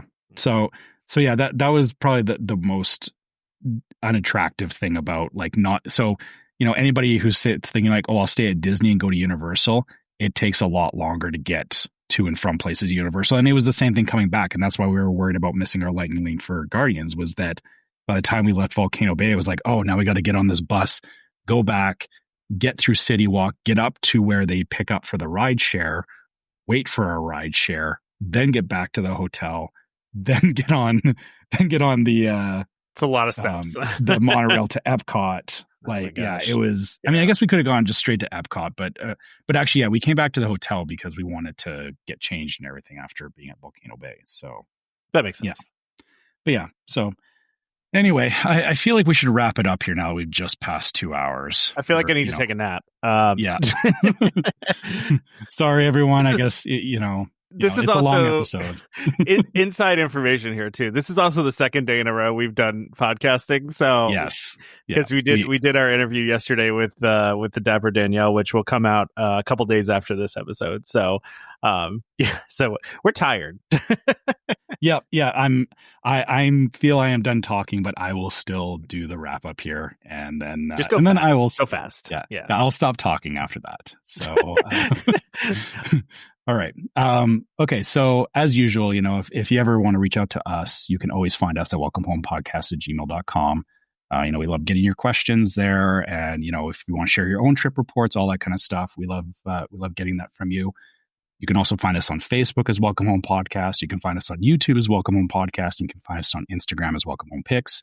Make sure on Facebook you check out our group, Welcome Home Disney Waitlist, where we talk about all the things that we talked about on the show.